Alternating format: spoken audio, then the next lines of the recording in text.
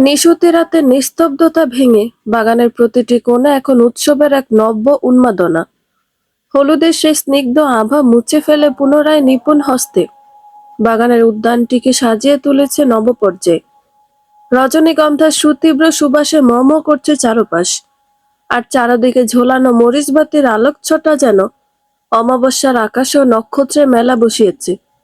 বাগানের ঠিক মাঝখানে সুউচ্চ মঞ্চটি আজ এক রক্তিম মায়াপুরী। লাল মখমলের গালিচায় মোড়া সেই স্টেজের কারুকার্যময় স্তম্ভগুলোতে জড়ানো হয়েছে রক্তজবা আর শ্বেত শুভ্র গোলাপের মালা।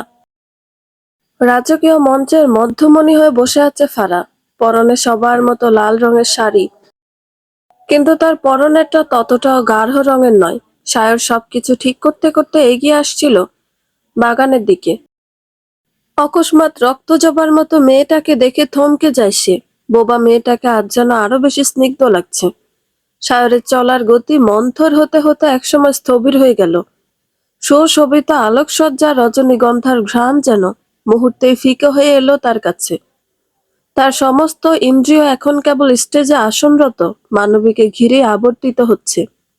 ফারার পরনে সে হালকা লাল রঙের শাড়িটি যেন উষালগ্নের আকাশের এক চিলতে রক্তিম আভা, যা তাকে আরো মায়াবী করে তুলেছে। সায়র বিস্ময় বিমূঢ় নেত্রে চেয়ে রইল। এই সেই মেয়ে যার মৌনতা সায়রের হৃদয় হাজারো প্রশ্নের জন্ম দেয়। আজ সেই স্তব্ধতা যেন এক স্নিগ্ধ অলংকারে রূপ নিয়েছে। সায়রের মনে হলো বিধাতা বুঝি পরম মমতায় রক্তজবাটিকে সৃষ্টি করেছেন, যার প্রতিটি পাপড়িতে লুকিয়ে আছে কোনো এক না বলা উপাখ্যান। কেন হচ্ছে এমন? সে তো এই বোবা রমণীকে ভালোবাসে না, স্রেফ জানিয়ে দিয়েছিল সেদিন। তাহলে কেন হচ্ছে এসব?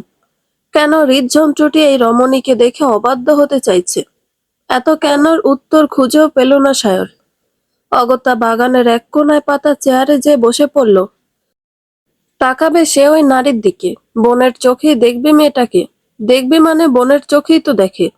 এসব কি ভাবছে সে? নিজের চিন্তা ভাবনায় নিজেই ভীষণ বিরক্ত হলো সায়র। নিজের মনের এই দ্বিধা আর অস্থিরতা ঢাকতেই সে চেয়ারে হেলান দিয়ে এক দীর্ঘশ্বাস ফেলল। ঠিক তখনই পেছন থেকে একজোড়া হাতের স্পর্শ সায়রের কাঁধে অনুভব হলো। ঘাড় ঘুরিয়ে দেখলো তাজিন দাঁড়িয়ে আছে। ওর চোখে এক অদ্ভুত তৃপ্তির হাসি। তাজিন সায়রের পাশে বসে আলোকোজ্জ্বল স্টেজের দিকে চাইল, যেখানে ফারা এখনো মাথা নিচু করে বসে আছে। পরপর শান্ত স্বরে বলল, কি হয়েছে এসজে? খুব অস্থির লাগছে নিজেকে? নাকি এমন কিছু দেখছো যা অস্বীকার করার শক্তি তোর নেই? সায়র নিজেকে সামলে নিয়ে একটু কঠোর হওয়ার ভান করে বলল, অস্থির হব কেন? সারাদিন অনেক দৌড়ঝাঁপ গেছে তো, তাই একটু টায়ার্ড লাগছে। আর দেখার কি আছে, ডেকোরেশনটা বেশ ভালো হয়েছে, সেটাই দেখছিলাম।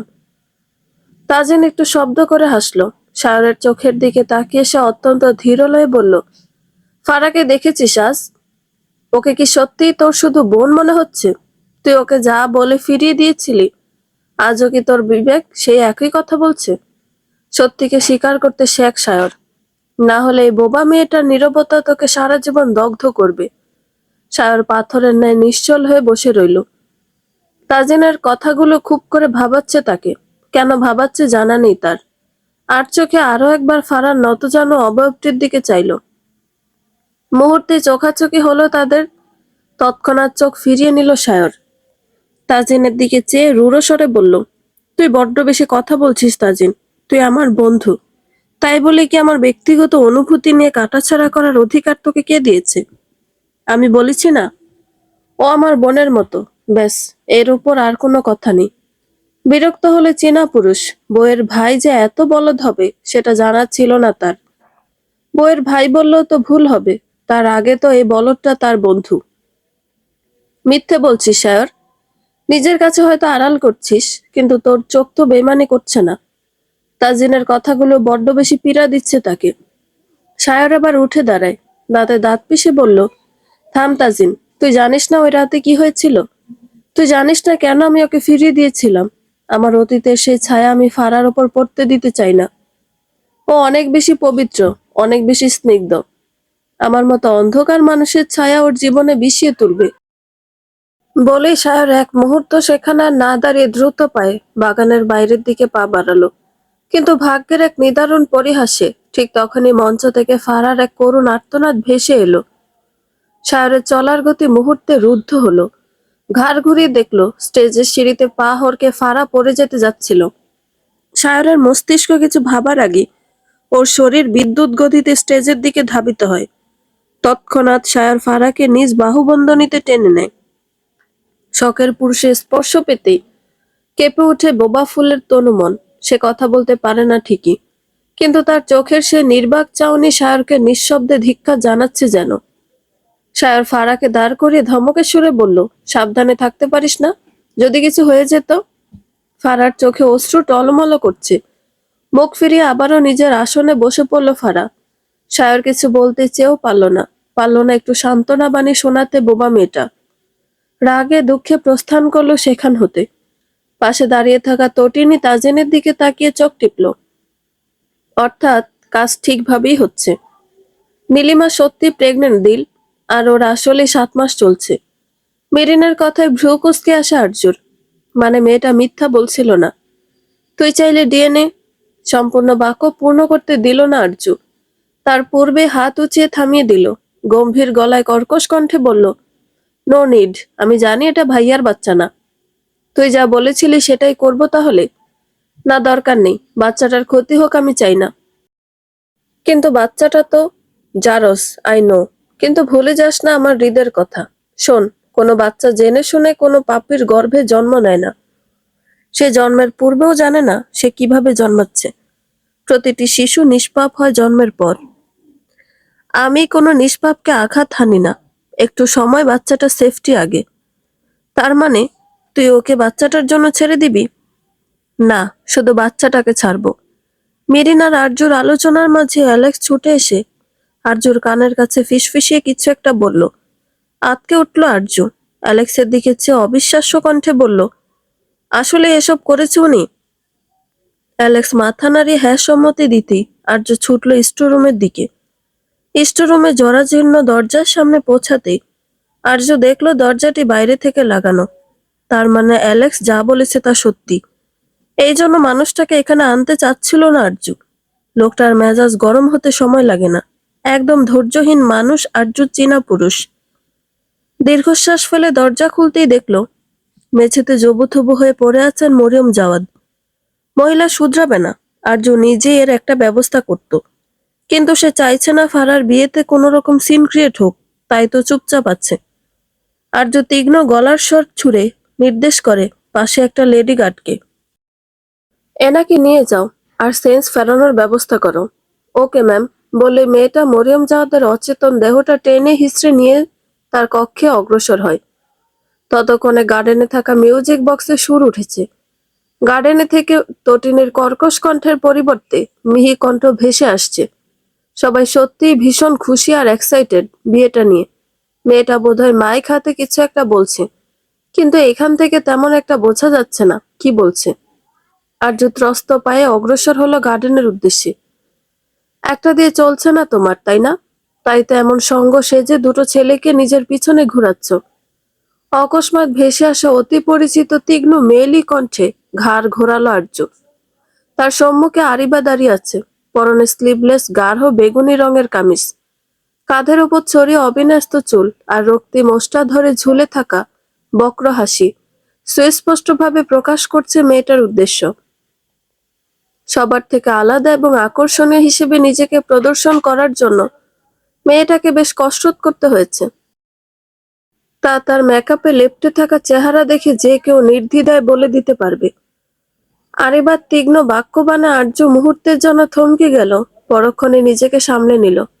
এইসব তুচ্ছ প্রাণীর বিদ্রুপে হয়তো কয়েক বছর পূর্বে দিল নামক কোমল হৃদয়ের অষ্টাদশী তরুণী থমকাতো, কিন্তু কারহান তাজিনের বিবিজান থমকায় না।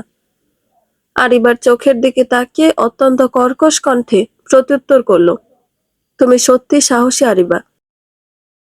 সাথে মহৎ, কিন্তু সেটা বোকামিতে। তুমি আমার স্ট্যাটাস দেখার পরও আমাকে ঘাটানোর সাহস করছো? ইমপ্রেসিভ। আরিবা অস্ফুটে হাসলো। সে হাসিতে বিদ্রুপের চেয়ে ঈর্ষার পরিমাণই অধিক। আর্য রক্তিম শরীর গরিমা আর তার শান্ত অবয়বের আভিজাত্য আরিবার অন্তরে এক বিষাক্ত দহনের সৃষ্টি করছে। কৃত্রিম রঙে রাঙানো রক্তিম ওষ্ঠাধর কুঁচকে তাচ্ছিল্যে সুরে বলল, স্ট্যাটাস? ও, তো তুমি এখন স্ট্যাটাস দেখাচ্ছ আর্য? সাংহাই থেকে 2টো ডিগ্রি আর একটা রাজপুত্রের মতো স্বামী নিয়ে এসে ভাবছো তোমার ওই পুরনো কলঙ্ক ধুয়ে মুছে গেছে? তোমার এই চাকচিক্য দিয়ে তুমি হয়তো সবার চোখ ধাঁধাতে পারো, কিন্তু আমার কাছে তুমি আজও সে একই আছো, যাকে নিজের ভাইয়ের হাতের চর খেয়ে বাড়ি থেকে বের হতে হয়েছিল। আর্য কিছু বলতে চাইলো, কিন্তু তার আগে আরিবা হাত দিয়ে থামিয়ে আবারও বলতে শুরু করলো, তোমার মনে আছে, এই তো কয়েক বছর আগেই তুমি আমার সামনে আঁচল পেতে নিজেরকে ভিক্ষে চাইছিলে। আজ একটু উপরে উঠেছে বলে নিজের শিকড় ভুলে গেলে বুঝি? আর্য দীর্ঘশ্বাস ফেলল। বাগানে রজনীগন্ধার ঘ্রাণে আরিবার কুৎসিত মনের দুর্গন্ধ মিশে একাকার হয়ে যাচ্ছে যেন। তীক্ষ্ণ নেত্রযুগল আরিবার পাণ্ডুর মুখশ্রীর ওপর স্থির রেখে ধীরলয়ে বলল আর্য, আভিজাত্য পোশাকে নয় আরিবা, রক্তে থাকতে হয়, যা তোমার মধ্যে কোনো দিনই ছিল না। আমি পাল্টেছি কিনা তা দেখার জন্য তোমাকে সাংহাই যেতে হয়নি, এই বাড়িতে আমার পা রাখাই তোমার জন্য যথেষ্ট ছিল। তুমি আজও সে অন্যের জীবনে ছিদ্র খোঁজা এক নগণ্য পতঙ্গই রয়ে গেলে। আরিবা কিছু একটা বলতে উদ্যত হতেই আর্য তীক্ষ্ণ দৃষ্টি দেখে থমকে গেল। আর্য অধর বাঁকিয়ে গম্ভীর মুখে বলল, ভেবেছিলাম তোমাকে বিয়েটা এনজয় করতে দিব, কিন্তু কথা আছে, কুত্তার পেটে ঘি হজম হয় না। তোমার অবস্থাও এমনি। বাই দ্য ওয়ে, তুমি বলেছিলে না আমার শাশুড়ি মাকে তোমার আর নিজের ভাইয়ের বিয়ের দিন যে তুমি ভালো ঘরের, বংশীয় ঘরের মেয়ে, কিন্তু আমি তো শুনলাম তোমার বাবা যে যে কোম্পানির টাকায় নিজের ব্যবসা দাঁড় করিয়েছে। সেদিন আমি তোমার কাছে ভিক্ষে চেয়েছিলাম, কিন্তু তুমি দাওনি। তোমার না দেওয়া তো অবশ্য আমার লাভই হয়েছে, তাই আমি তোমাকে উপহার দিব আমার লাভের খুশিতে। ঠিক 24 ঘন্টার মাঝে তুমি আমার পায়ের কাছে বসে ভিক্ষে চাইবে, সেইভাবেই যেভাবে আমি একদিন তোমার পায়ের পরে এক পঙ্গপালকে চেয়েছিলাম। এক নাগারে বলে আর্য পাশ কাটিয়ে চলে যায়। অবজ্ঞা দৃষ্টিতে চেয়ে রইল আরিবা আর্যর প্রস্থানের পানে। আর্য সতর্কবার্তা খুব একটা আমলে নিল না মেয়েটা। আর্য চলে যেতে আরিবা নিজেকে একবার ফোনের স্ক্রিনে দেখে নিল, অতঃপর মনে মনে বিড়বিড় করে আওড়ালো, দেখে নেব তোর স্ট্যাটাস কত দূর যায়। মেকআপে লেপ্টে থাকা মুখে এক চিলতে দম্ভ মেখে সেও বাগানের উৎসবের ভিড়ে মিশে গেল। আর্যকে নিজের দিকে এগিয়ে আসতে দেখে তাজিন ক্ষণিকের জন্য স্তব্ধ হয়ে গেল। প্রতিদিন যাকে দেখে আজ যেন তাকেই নতুন এক রূপে আবিষ্কার করলো সে। চীনা পুরুষের হৃদযন্ত্র আজ যেন বাদ মানছে না। থমকে থমকে আসছে নিঃশ্বাস। শীতল আবহাওয়ার মাঝেও চীনা পুরুষের ললাটে ক্রমাগত ঘামের বিন্দুর উকিঝুঁকি চলছে। নিজের অজান্তে খামছে ধরল বুকের বাঁ পাশটা। ওয়ার্ল্ড রোজের এই রূপ যেন চীনা পুরুষের হৃদয় এক সুতীব্র দোলা দিয়ে গেল।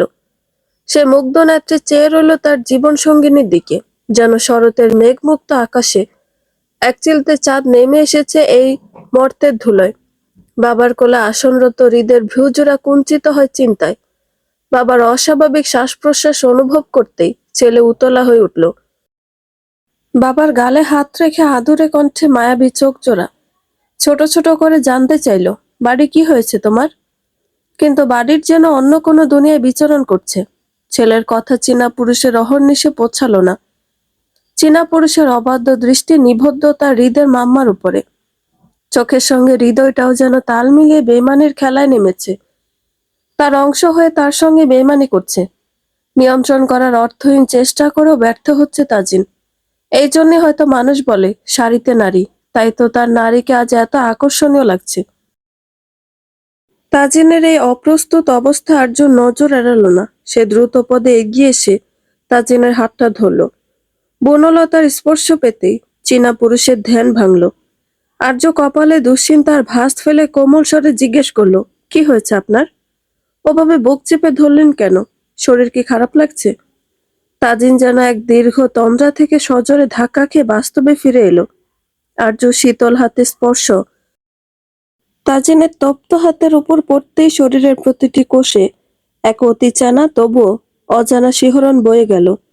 নিজের অপ্রস্তুত অবস্থা লুকানোর কোনো পথ খুঁজে না পেয়ে দীর্ঘশ্বাস ফেলল। ললাটের অবাধ্য ঘামগুলো মুছতে মুছতে সে আবারও আর্য সে রক্তিম মুখশ্রীর দিকে চাইল। তৎক্ষণাৎ ছেলের ছোট ছোট হাতের আদুরে স্পর্শ আর উৎকণ্ঠা ভরা কণ্ঠস্বর তাজিনের কানে পৌঁছায়। তাজিন হৃদকে নিজের বুকের সাথে আরো নিবিড়ভাবে মিশিয়ে নেয়। ছেলের কপালে আলতো করে নিজের ওষ্ঠাধর ছুঁয়ে মায়াবী স্বরে বলল, কিছু হয়নি বাবা, তোমার বাড়ি একদম ঠিক আছে। আসলে তোমার মাম্মাকে দেখে তোমার ড্যাডার হার্ট অ্যাটাক হচ্ছিল। হৃদ বড় বড় চোখ করে তাকিয়ে থাকে কিয়ৎক্ষণ বাবার শুভ্র গরনে। পরপরই বোকার ন্যায় প্রশ্ন করে, কেন বাবা? মাম্মার গায়ে কি হার্ট অ্যাটাকের ভাইরাস লেগে আছে? ছেলের এহেন প্রশ্ন দুজনেই হতবিহ্বল হয়ে একে অপরের দিকে চাইল। পরক্ষণে ফিক করে হেসে ফেলে দুজনেই। তাজিন ছেলের গালের অধর ছুঁয়ে বলল, হার্ট অ্যাটাক ভাইরাসে হয়? এ কথা আপনাকে কে বলেছে প্রিন্স? কেউ বলেনি তো, আমি গেস করেছি। কেন হার্ট অ্যাটাক হয় তাহলে? চীনা পুরুষ ভাবুক ভঙ্গিতে ভাবল কয়েক সেকেন্ড, অতঃপর বিজ্ঞ ব্যক্তির ন্যায় উত্তর দিল, সেটা তো জানি না বাবা। কেন জানো না? আচ্ছা আমি জেনে তোমাকে বলবো বাডি। হৃদের কুঞ্চিত ভ্রুজোড়া নিমিষে স্বাভাবিক হয়ে গেল। একগাল হেসে আর্যর দিকে তাকিয়ে হাত বাড়িয়ে দিল। আর্য হৃদকে তাজিনের কোল থেকে নিজের কোলে তুলে নিয়ে শান্ত চাউনি নিক্ষেপ করলো স্বামী নামক শুভ্র বর্ণের পুরুষটার উপরে। ওয়াইল্ড রোজের এহেন চাউনি দেখে অস্বস্তিতে নিজের দৃষ্টি সরিয়ে নেওয়ার ব্যর্থ চেষ্টা করলো তাজিন। আর্য মুস্কি হেসে মিহিসরে বলল, একজন দক্ষ গেমারের এই হাল সাজে? লোকে দেখলে তো ভাববে কারহান তাজিনকে তার বউ কালো জাদু করেছে। জাদু তো আপনি করেছেন বিবিজান। তাজিনের প্রত্যুত্তরে গভীর ভাঁজ খেলে যায় তার বনলতার কপালে। তা দেখে শুভ্রবর্ণের চীনা পুরুষ উচ্চস্বরে হেসে উঠল, কিন্তু কালো জাদু নয়, আমার বিবিজান ওসব নাস্তিক মার্কা কাজ করে না, সে তো প্রেমের জাদু করে। আর্য মন্ত্র মুগ্ধের ন্যায় চেয়ে রইল তার চীনা পুরুষের হাসির দিকে। এই পুরুষ তার মরুময় জীবনের ধুধু প্রান্তরে না এলে কি হতো? হয়তো আর্য আজও সে অন্ধকারে শূন্যতার বিষে ধুকে ধুকে ছেলের দিকে চেয়ে বেঁচে থাকতো, এক প্রাণহীন জীবন্ত লাশের ন্যায়। বাগানের মাঝখানে তৈরি করা রক্তিম মায়াপুরী রূপী স্টেজখানায় তখন আলোকসজ্জার তীব্রতা আরো বেড়েছে। রজনীগন্ধার ঘ্রাণ আর মরিচবাতির মায়াবী আলোকছটার মাঝে সবাইকে অবাক করে ডিজে বক্স থেকে বেজে উঠল এক উচ্চকিত তালের গান। স্টেজের মাঝে মাইক হাতে বক্রহাসি রেখা ফুটিয়ে দাঁড়িয়ে আছে কাই। পিয়ার্সিং করা ভ্রু আর অধর জোড়া ভীষণ আকর্ষণীয় লাগছে আজ। চোখ দুটোতে দুষ্টুমির তীব্রতা ঠিকরে বের হচ্ছে যেন। মিউজিকের তালে তালে পা নাড়ছে। হঠাৎ করে বাগানের সমস্ত মরিচবাতি আর আলোকসজ্জা একযোগে নিভে গেল। থমকে গেল উপস্থিত সবাই। রজনীগন্ধার সুতীব্র সুবাসে ম ম করা বাগানটি কয়েক মুহূর্তের জন্য এক নিথর অন্ধকার পুরীতে রূপ নিল। কয়েক মুহূর্তের মধ্যে আবারও জ্বলে উঠল সকল বাতি। সবার চোখের সামনে ভেসে উঠল তটিনী আর কাইয়ের এক নব্য রূপ। কাইয়ের ঠোঁটের কোণে সেই বক্রহাসি তখনও অমলিন, কিন্তু তার দৃষ্টি নিবদ্ধ তার গালিবাজ বইয়ের উপরে। চারিপাশে আলোড়ন তুলল কাইয়ের সঙ্গে মানানসই এবং ভারসাম্যপূর্ণ মিউজিকের সুর। মিউজিকের সুরের তালে তাল মিলিয়ে দৃষ্টি একই জায়গায় নিবদ্ধ করে গেয়ে উঠল তটিনীকে উদ্দেশ্য করে, তোমার চলার ধরন, উফ, দেখলে ধুকধুক করে বুক, দুধে আলতা তোমার রূপ, কাছে আইতে মন চায় খুব, তোমার তুলনাতে কেউ আশেপাশে নাই। তোমার চাউনিতে খালি আগুন ধরায়, আর মনের ঘড়িতে হেতি 12টা বাজায়। এল্লাই আই কই দিতাম চাই, ইউ লুক লাইক নায়িকা, নায়িকা নায়িকা, ইউ লুক লাইক নায়িকা নায়িকা নায়িকা। তটিনী আর কাইয়ের শরীর তরঙ্গের সাথে তাল মিলিয়ে একযোগে নাচছে। দুজনের তাল মিল একদম পারফেক্ট। কাইয়ের প্রতিটি ধাপের সঙ্গে তাল মিলিয়ে কোমর দোলাচ্ছে মেয়েটা। এই দৃশ্য দেখে আর্যর মুখ থেকে অজান্তেই বের হলো খাপে খাপ। রজনীগন্ধার মাতাল করা সুবাসে তটিনী আর কাইয়ের নাচের উন্মাদনা মিশে একাকার। ঠিক তখনই পুরো বাগান করতালির শব্দে ফেটে পড়ল। আর্য হৃদকে কোলে নিয়ে তাজিনের বাহু আঁকড়ে ধরে হাসি মুখে তাকিয়ে আছে। বন্ধু বান্ধবী তার খুশি এটাই যেন তার পরম তৃপ্তির কারণ। তটিনী আর কাইয়ের পা থামতেই আবারও এক লহমায় নিভে গেল সমস্ত আলো। বাগানটি পুনরায় ডুবে গেল সেই নিথর নিকোষ কালো আধারে। কেউ কিছু বুঝে ওঠার আগেই মিউজিকের ছন্দ বদলে গেল। উচ্চকিত আর তালের সেই গানটির বদলে এবার বেজে উঠল এক অদ্ভুত সুর। পুনরায় স্টেজ ঘিরে জ্বলে উঠল নীলাভ সাদা আলো। তৎক্ষণাৎ হলের সবগুলো ফোকাস লাইট একযোগে জ্বলে উঠল স্টেজের উপর, আর চোখের সামনে ভেসে উঠল এক দুর্ধর্ষ দৃশ্য। স্টেজে সারিবদ্ধভাবে দাঁড়িয়ে আছে অ্যালেক্স, জিমিন, মিরিন আর ইরিনা। চারজন তুড়ি বাজাতে আলোড়ন তুলল মন মাতানো এক সুর। সুরের তালে তালে কোমর দোলাতে থাকে মিরিন আর ইরিনা। পরক্ষণেই জিমিন, মিরিন এবং ইরিনা তিন দিকে ছুটে বিচ্ছিন্ন হয়ে যায়। অকস্মাৎ মিরিন এবং ইরিনাকে সম্মুখে দেখে কিছুটা অবাক হয় তাজিন, আরজু, কিন্তু তাদের সেসব নিয়ে ভাবার সময় দিল না দুই রমণী। এক প্রকার ট্রেনে তুলে এনে বসায় ফারার পাশের সোফায়। ততক্ষণে জিমিন শায়রকে টেনে এনেছে। শায়র হতভম্ব হয়ে ওর ইশারায় নাচছে যেন। জিমিন সেই সুযোগের খুব ভালো করে ব্যবহার করলো। এক ধাক্কায় শায়রকে বসিয়ে দিল ফারার পাশে। হৃদ মায়ের কোলে থেকে নেমে মিমিদের সঙ্গে কোমর দুলাতে ব্যস্ত হয়ে পড়েছে। এবার আর আগের মতো কোনো দুষ্টুমি ভরা সুর ভেসে এলো না, বরং এক আকর্ষণীয় অন্য ভাষার সুর ঝংকার তুলল চতুর্দিকে। অ্যালেক্স, জিমিন পাশে থেকে মাইক্রোফোন দুটো মিরিন এবং ইরিনার দিকে ছুড়ে দিতে দুজন দক্ষ হাতে ধরে ফেলে। মিরিন শায়র আর ফারার সামনে দণ্ডায়মান হয়ে দাঁড়িয়ে মিউজিকের সুরে তাল মিলিয়ে গেয়ে উঠল। হাতে মানানসই মেহেন্দি, লগে ব্র্যান্ডের দামি ওয়াচ। শর্মর ঠেলায় রুমাল মুখে শোতে দিলা নাচ। মিরিনের প্রতিটি ছন্দে পিছনে সেই ছন্দের সাথে তাল মিলিয়ে ভঙ্গিমা প্রদর্শন করছে অ্যালেক্স। দুটো লাইন যেতেই মিরিন থামে। তৎক্ষণাৎ ইরিনা, তাজিন এবং আরজুর সম্মুখে দাঁড়িয়ে গেয়ে উঠল। নতুন বউরে দেখতা, তান হাটে মারে ফাল। চান্দাল্লা খান কন্যা দেখিয়া দামান বেসামাল। সিলেটিয়া রঙ্গিলা দামান যাইতা শ্বশুর বাড়ি, যাইতা শ্বশুর বাড়ি। চীনা পুরুষের গাল না চাইতো লাল হয়ে উঠল। প্রতিটি গানের ছন্দ কি সুন্দর মিলিয়ে গিয়েছে এরা। গানের শেষ ধাপে এসে মিরিন, ইরিন সব ছেলেগুলোকে টেনে স্টেজে নিয়ে আসে। তটিনী সবার সম্মুখে যে বলে, আজ ফারার দিন, তাই তোমাদের ফারার জন্য পারফরমেন্স করতে হবে। তাজিনের অবস্থা কাহিল। সে আর নাচবে এটা তো অসম্ভব বিষয়। আর চোখে বইয়ের দিকে চাইল, যদি তার বিবিজান তাকে কোনোভাবে বাঁচিয়ে নেয়। কিন্তু তার তাকানো দেখে আর্য আরো মুখ ফিরিয়ে নিল। তাজিন ভ্রু কুঁচকে চেয়ে রইল খানিকক্ষণ। তার ওয়াইল্ড রোজ ধোকা দিল তাকে। এই বেইমানি তাজিন কখনোই মেনে নিবে না। ছেলেকে উস্কে দিবে বোনের জন্য, তখন বিবিজান তার বুঝবে মুখ ফিরিয়ে নেওয়ার কি জ্বালা। ভাবতে ভাবতে বাঁকা হাসলো চীনা পুরুষ, কিন্তু সে অদৃশ্যমান হাসির রেখা বাহিরে দৃশ্যমান হলো না। আর্য মিটিমিটি হাসছে। সে নিজেও চায় তাজিনের নাচ দেখতে, তাই তো মানুষটার কাচুমাচু মুখশ্রী দেখেও কিছু বলল না। চীনা পুরুষের নিজস্ব বাঙালি নারীর রহস্যময় হাসির রহস্য ভেদ করতে বেশি সময় লাগলো না তাজিনের। বউ তার নাচ দেখতে চায়, বিষয়টা বুঝতে পেরে তাজিন অধর বাঁকায়।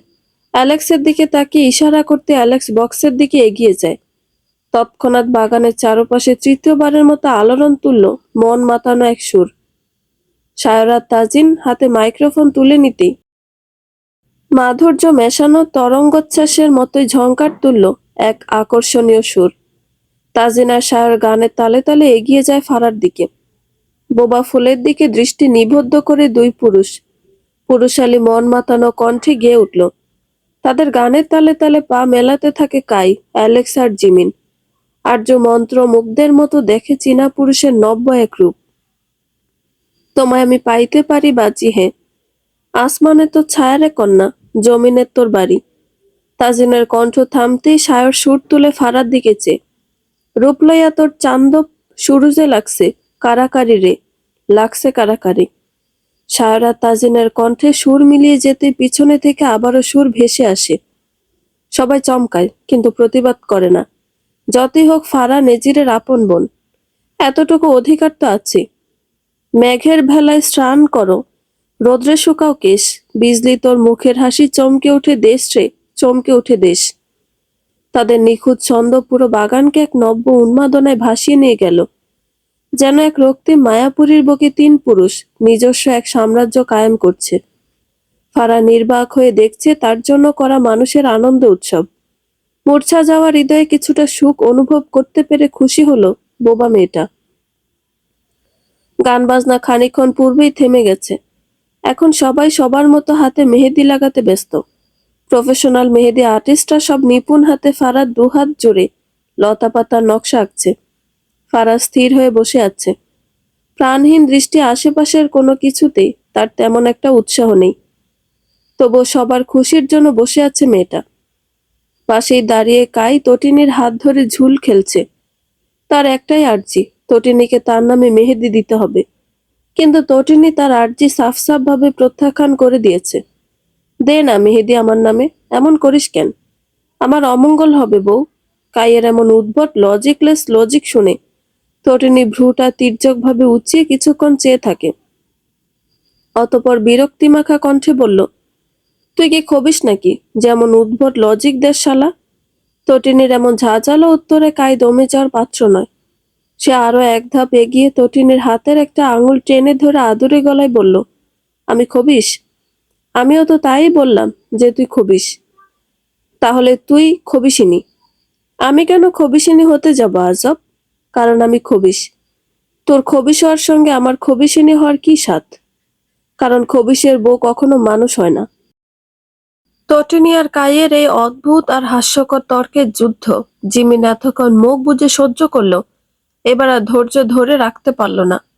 সে হাতে থাকা কোল্ড ড্রিঙ্কসের গ্লাসটা টেবিলের ওপর সজোরে নামিয়ে রেখে কপালে হাত দিয়ে বসে পড়ল।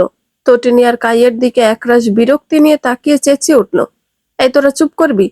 তোদের জন্য আমার চারপাশের সবকিছু এখন খবিসময় লাগছে। সকাল থেকে তোদের ঝগড়া শুনতে শুনতে আমার কানের পর্দা ড্যামেজ হয়ে যাওয়ার দশা। কানের পোকা মেরে ফেললো সব। পাশে থেকে বিস্ময় ঝরা কণ্ঠে মিরিন বলে উঠল, ছি, জিমি তোর কানে পোকা আছে? আসল খবিস তো তুই। মিরিনের কথা শুনে জিমিনের চোখ জোড়া কপালে ওঠার উপক্রম। সে নিজেই নিজে জালে ফেসে গেছে। অবিশ্বাসের দৃষ্টিতে মিরিনের দিকে তাকিয়ে নিজের কান দুটো দুহাতে চেপে ধরল। বাগানের এই আনন্দ ঘন পরিবেশে জিমিনের অসহায় মুখভঙ্গি দেখে উপস্থিত সবাই অট্টহাসিতে ফেটে পড়ল। জিমিন বিড়বিড় করে বলতে লাগলো, না মানে তোদের সাথে থাকাই আমার অপরাধ। একজন খবিস আর খবিসিনীর ঝগড়া থামাতে এসে এখন আমি নিজেই খবিস হয়ে গেলাম। বাহ, এটাকে বলে উল্টো চোরকে গালি দেওয়া।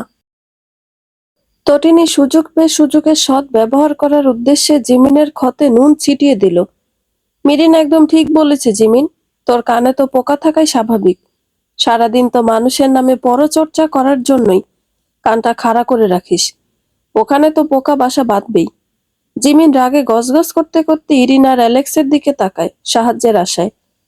কিন্তু তার এই পাগলের প্রলাপ শুনে মিটিমিটি হাসতে ব্যস্ত। জিমিন রীতিমতো দিশেহারা। নিজের দলের মানুষগুলোকেও শত্রুপক্ষ মনে হচ্ছে। একে হয়তো বাঙালি প্রবাদে ঘর শত্রু বিভীষণ বলে। এমন পচানো বন্ধু পেলে শত্রুদের রোস্ট করার দরকার হবে না। গার্ডেনের এক কোণে তাজিন হৃদকে কোলে নিয়ে খেলা খেলছে, আর হৃদ খিলখিলিয়ে হাসছে। সেই মনোমুগ্ধকর দৃশ্য নিমিষহীন ভাবে পলকহীন দৃষ্টিতে অবলোকন করছে আর্য পাশে দাঁড়িয়ে। তাদের কয়েক হাত দূরে দাঁড়িয়ে আছে নিজির। বিষণ্ণ নয়নে অবলোকন করছে ভালোবাসার মানুষ আর নিজের সন্তানের সুখময় দৃশ্য। আজ তাজিনের জায়গায় সে থাকতে পারত। ওদিকে বক্সে একের পর এক গান বাজছে। বিয়ে বাড়ি বলে কথা, আমেজ তো থাকতেই হবে। হঠাৎ বক্সে গান বেজে উঠল একটা, কার হাসি কে হাসে, কার কি চাওয়া, যে কার খুশি, কার প্রেম, কার হয় পাওয়া যে। গানের প্রতিটি সুর যেন নিজেরকে তুচ্ছ তাচ্ছিল্য করছে, তার জীবনের প্রতিটি মুহূর্তকে বিদ্রূপ করছে। এত মিল হওয়া কি খুব জরুরি ছিল? মেজির আক্রোশে ফেটে পড়ল, এগিয়ে যে লাথি মেরে সব সাউন্ড বক্স ফেলে দিল।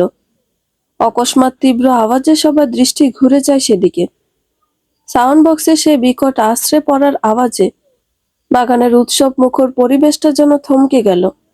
ধোঁয়াটে লাইটের নিচে সাউন্ড বক্সগুলো বিধ্বস্ত অবস্থায় পড়ে আছে, আর তার সামনে আক্রোশে কাঁপছে নিজির।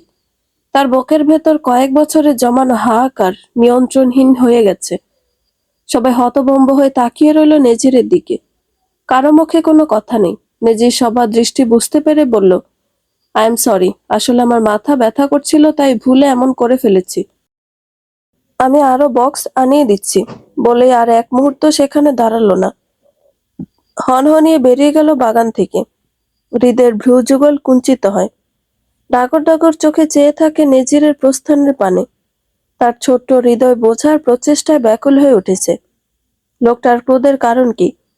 হুট করে কেন রেগে গেল? নিজের প্রশ্নের প্রত্যুত্তর পাবার আশায় তাজিনের দিকে চেয়ে প্রশ্ন ছুড়ে দিল হৃদ। বাড়ি, লোকটা রেগে গেল কেন?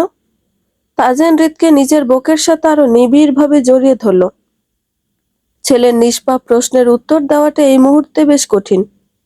যতই হোক, মানুষটা তার ছেলের জন্মদাতা।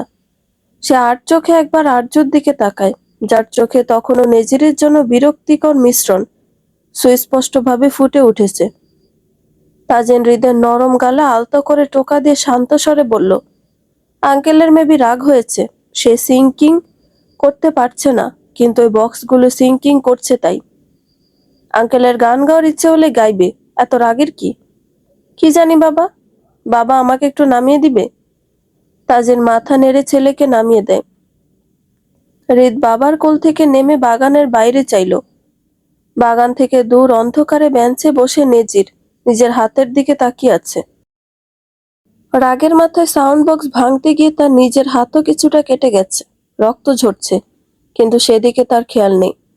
তার বাহ্যিক ক্ষত বা হৃদয়ের তীব্র দহন দেখার মতো কেউ নেই। বাবা, আমি আঙ্কেলের সঙ্গে কথা বলে আসি, দাঁড়াও। বলে এক মুহূর্তের জন্য থামল না। ছোট ছোট পায়ে সে দৌড় দিল বাগানের সে অন্ধকারের দিকে, যেদিকে নেজির কিছুক্ষণ আগে অদৃশ্য হয়েছে। তাজিন আর আর্য দুজনেই থমকে গেল ছেলের এমন হঠাৎ আচরণে। আর্য উদ্বিগ্ন গলায় ডাক দিল, হৃদ, কোথায় যাচ্ছ মাই বয়? দাঁড়াও, যেও না ওই আঙ্কেলের কাছে। বলে আর্য পিছনে ছুটে যেতে চাইল, কিন্তু তার আগেই থামিয়ে দিল তাজিন। আগ্রাসী হস্তে আর্যকে টেনে ধরতেই আর্য কর্কশ গলায় বলল, আপনি নিজে ওকে ওদের কাছে যেতে দিতে চান না, এখন থামাচ্ছেন না কেন ছেলেকে? এখন ভয় লাগছে না ছেলে রক্তের টানা আপনার ভালোবাসা পায়ে ঠেলবে? উদ্বিগ্ন হয়ে উঠেছে আর্য। উত্তেজনায় মেয়েলি অবয়ব কেঁপে কেঁপে উঠছে তার। তাজিন তার ওয়াইল্ড রোজকে বকে টেনে নিয়ে শান্ত কণ্ঠে বলল, আমার নিজের ভালোবাসার ওপর ভরসা আছে মাই হার্ট। তাজিনের সেই শান্ত এবং গভীর কণ্ঠস্বর আর্যর উত্তেজনায় যেন এক পশলা শীতল জল ঢেলে দিল। সে তাজিনের বুকের মাঝে স্থির হয়ে দাঁড়িয়ে রইল, কিন্তু তার দৃষ্টি তখনও অন্ধকারের দিকে ছুটন্ত হৃদের পানে। তাজিন আর্যর কপালে নিজের ওষ্ঠাধর ছুঁয়ে দিয়ে ফিসফিস করে বলল, রক্তের টান অস্বীকার করার ক্ষমতা আমাদের নেই আর্য, কিন্তু সংস্কার আর ভালোবাসা দিয়ে তৈরি করা বাঁধন অনেক বেশি শক্তিশালী হয়। হৃদকে ওর মতো ডিল করতে দাও। ওর শরীরে যারই রক্ত থাকুক না কেন, ও আমারই সন্তান থাকবে। নেজির বাগানের এক নির্জন কোণে একটা পাথরের বেঞ্চে মাথা নিচু করে বসেছিল। হাতের কাটা অংশটা থেকে ঝরঝর করে রক্ত ঝরে। তার সাদা পাঞ্জাবিতে লাল ছোপ তৈরি করেছে, কিন্তু তার সেদিকে কোনো ভ্রুক্ষেপ নেই। তার মস্তিষ্কে এখনো ভাসছে তাজিনা হৃদের উজ্জ্বল মুখাবয়বের সুস্পষ্ট প্রতিচ্ছবি। নেজি লাল হয়ে যাওয়া চোখে একবার বাগানের দিকে চাইল।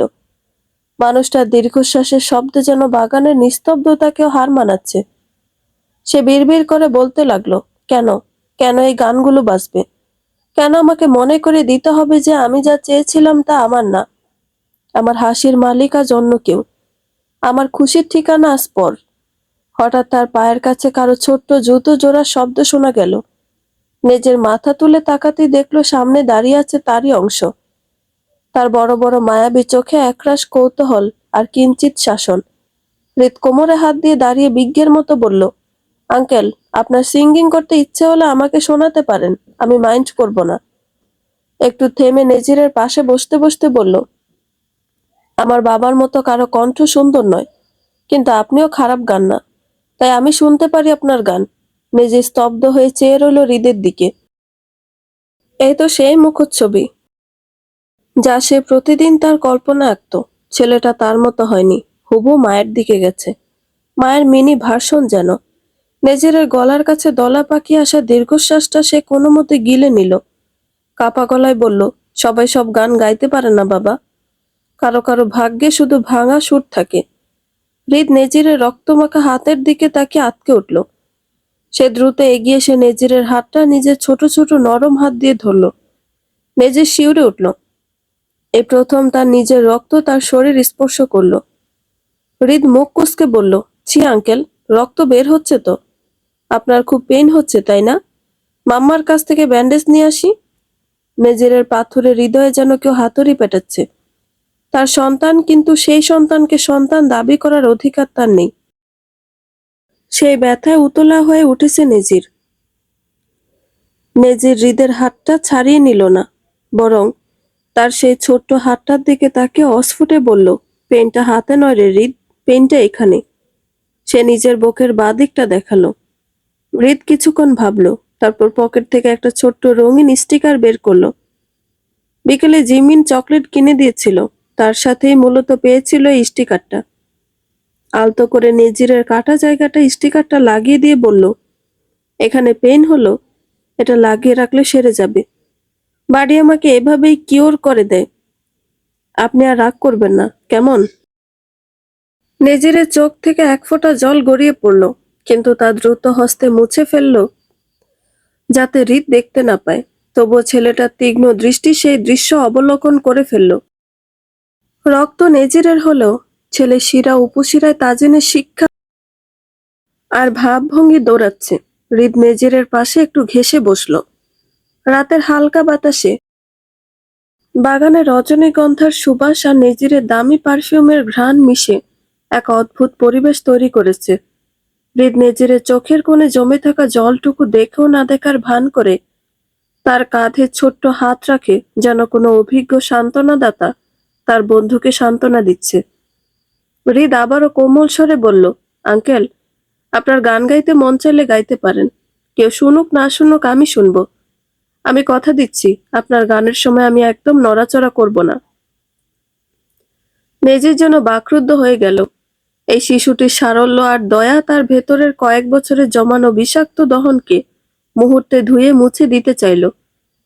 যে নেজির একদিন অহংকার আর আক্রোশের নেশা অন্ধ হয়ে যে সন্তানকে তুচ্ছতাচ্ছিল্য করেছিল, আজ সেই সন্তানই তাকে জীবনের সবচেয়ে বড় শিক্ষাটা দিচ্ছে, ক্ষমা আর সহমর্মিতা শিক্ষা।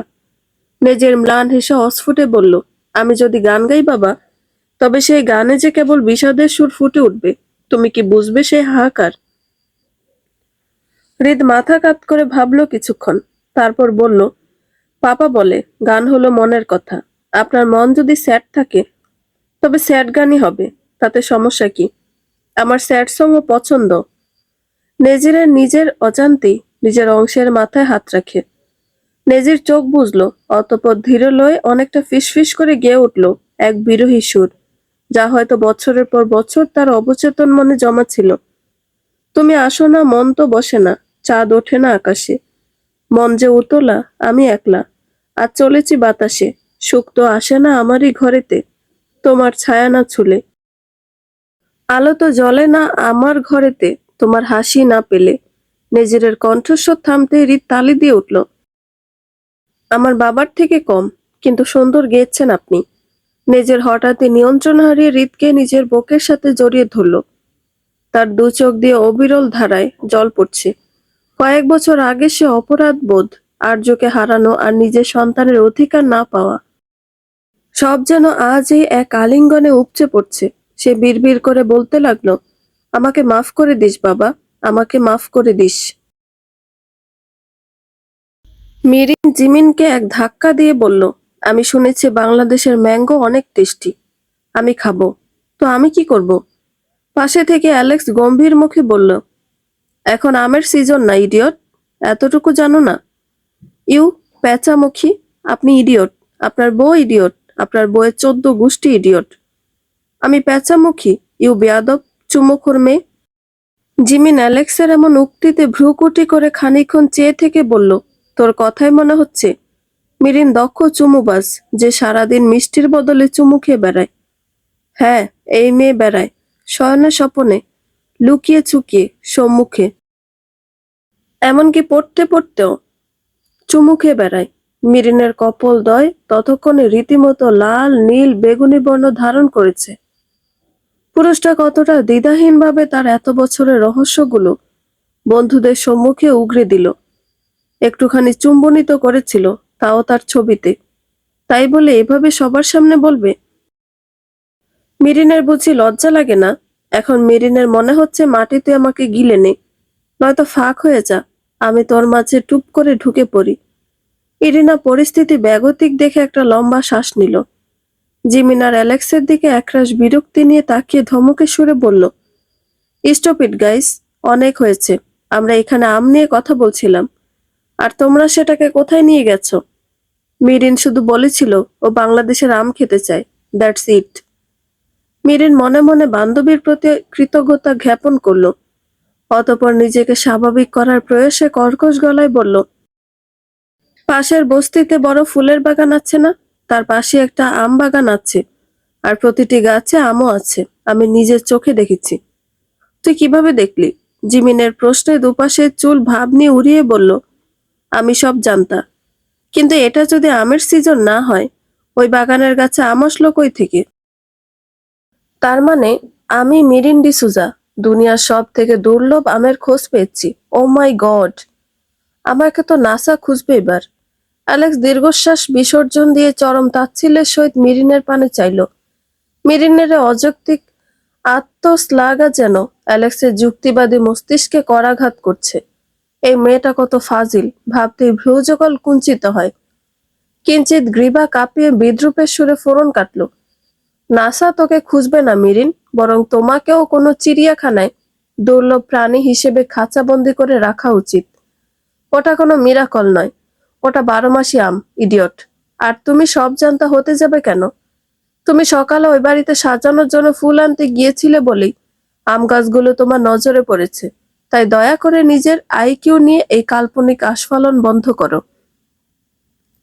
মিরিনের মুখাবয়বে মুহূর্তেই যেন অমাবস্যার কালো মেঘ ঘনীভূত হলো। অ্যালেক্সের এই অকাট্য যুক্তি আর সত্যের অপলাপ মিরিনের সমস্ত উত্তেজনার পারদকে নিমিষে শীতল করে দিল। জিমিন এবার আর নিজেকে সংবরণ করতে পারল না। ইরিনাও নিজের দমে রাখা হাসির কম্পন দমাতে একটু দূরে সরে গেল। জিমিন হাসতে হাসতে মিরিনের দিকে আঙুল তুলে বলল, শুনেছিস মিরিন, 12 মাসি আমকে তুই মহাজাগতিক বস্তু বানিয়ে ফেলেছিলি। তোর এ অদ্ভুত আবিষ্কারের কাহিনী শুনলে নাসার বিজ্ঞানীরা তো বটেই, পাড়ার ছোট ছেলেরাও লজ্জা পাবে। মিরিন বৃদ্ধাঙ্গুলি দেখিয়ে বলল, চুপ, রাত 12টায় যাব আমরা আজ। শুনেছি চুরি করে খাওয়ার মজা বেশি। বাগানের উৎসব মুখর আলোকছটার বিপরীতে একটি নিভৃত ছায়ে তটিনীকে দেখা গেল। রজনীগন্ধার সুতীব্র ঘ্রাণ আর চতুর্দিকের উচ্চকিত হলাহলের মাঝে মেয়েটা যেন প্রাণ শক্তি হারিয়ে ফেলেছে। চেয়ারে মাথা হেলিয়ে বসে আছে, চোখ বুজে এসেছে, যেন অস্ফুট যন্ত্রণায় দগ্ধ হচ্ছে। অযাচিত কারণে দেহ মন কোনোখানেই শান্তি অনুভব করতে পারছে না সে। সারাদিন কিছু মুখেও দিতে পারেনি, চকলেট ব্যতীত। তটিনীর এই আকস্মিক অসুস্থতা কাইয়ের চিত্তে এক সুগভীর উদ্বেগের সঞ্চার করল। কিছুক্ষণ আগে জ্ঞান হারিয়ে ঢলে পড়েছিল মেয়েটা তার কোলে। তখন থেকে উঠার শক্তিটুকু পর্যন্ত পাচ্ছে না। তটিনী বরাবরই উগ্র মেজাজি, নিজের প্রতি অগোছালো, কিন্তু সে তার খাদ্যাভ্যাসে ভীষণ সচেতন। বাহিরের খাবার খায় না বললেই চলে। সব মেয়েদের মতো চকলেট, চিপস এসবে তার তেমন ঝোঁক নেই। বাহিরের খাবার বলতে ভ্যানিলা ফ্লেভারের আইসক্রিম আর চকলেট, সেটাও নির্দিষ্ট কিটকেটের মাঝেই সীমাবদ্ধ। এই সীমা অতিক্রম করতে কখনো দেখেনি কাইতার বউকে। তাই ফুড পয়জনিং হওয়ার কোনো উপায়ান্তর নেই। অস্থির চিত্তে তটিনের সম্মুখে হাঁটু গেড়ে বসল। গালিবাজ বইয়ের উড়োতে হাত রেখে কিছুক্ষণ চেয়ে রইল। তার বক্র হাসির রেখা নিমেষে দুশ্চিন্তার ভাঁজে অন্তর্হিত হচ্ছে। কাই আর্দ্র কণ্ঠে বলল, কি হয়েছে তটিনী? শরীর কি খুব বেশি খারাপ লাগছে? একটু জল খাবে? তটিনী অক্ষি পল্লব কিঞ্চিত উন্মিলিত করে কাইয়ের পানে চাইল। কাইয়ের স্পর্শে তার অবশ দেহে যেন কিঞ্চিত প্রাণের স্পন্দন অনুভূত হলো। তবু নিজেকে স্থির করতে পারল না। কষ্টে নিজের অধর কম্পিত করে ক্ষীণ কণ্ঠে উত্তর দিল, ঘরে যাব, ভালো লাগছে না কিছু। কাই তটিনীকে পাস করলো তুলে নিয়ে হাঁটা ধরল তাদের জন্য বরাদ্দকৃত কক্ষের দিকে। ডক্টরকে কল করেছে, আসতে কয়েক ঘন্টা লাগবে বলে জানিয়েছে। আপাতত এই সময়টা প্রেয়সীর বিশ্রামের প্রয়োজন। মিরিন কাই আর তটিনীর প্রস্থান পথে চেয়ে ঠোঁট কামড়ে হাসল। সে পূর্ব থেকে অবগত আসলে তটিনীর হয়েছেটা কি। তাই এই মুহূর্তে বান্ধবীকে নিয়ে না ভাবলেও চলবে।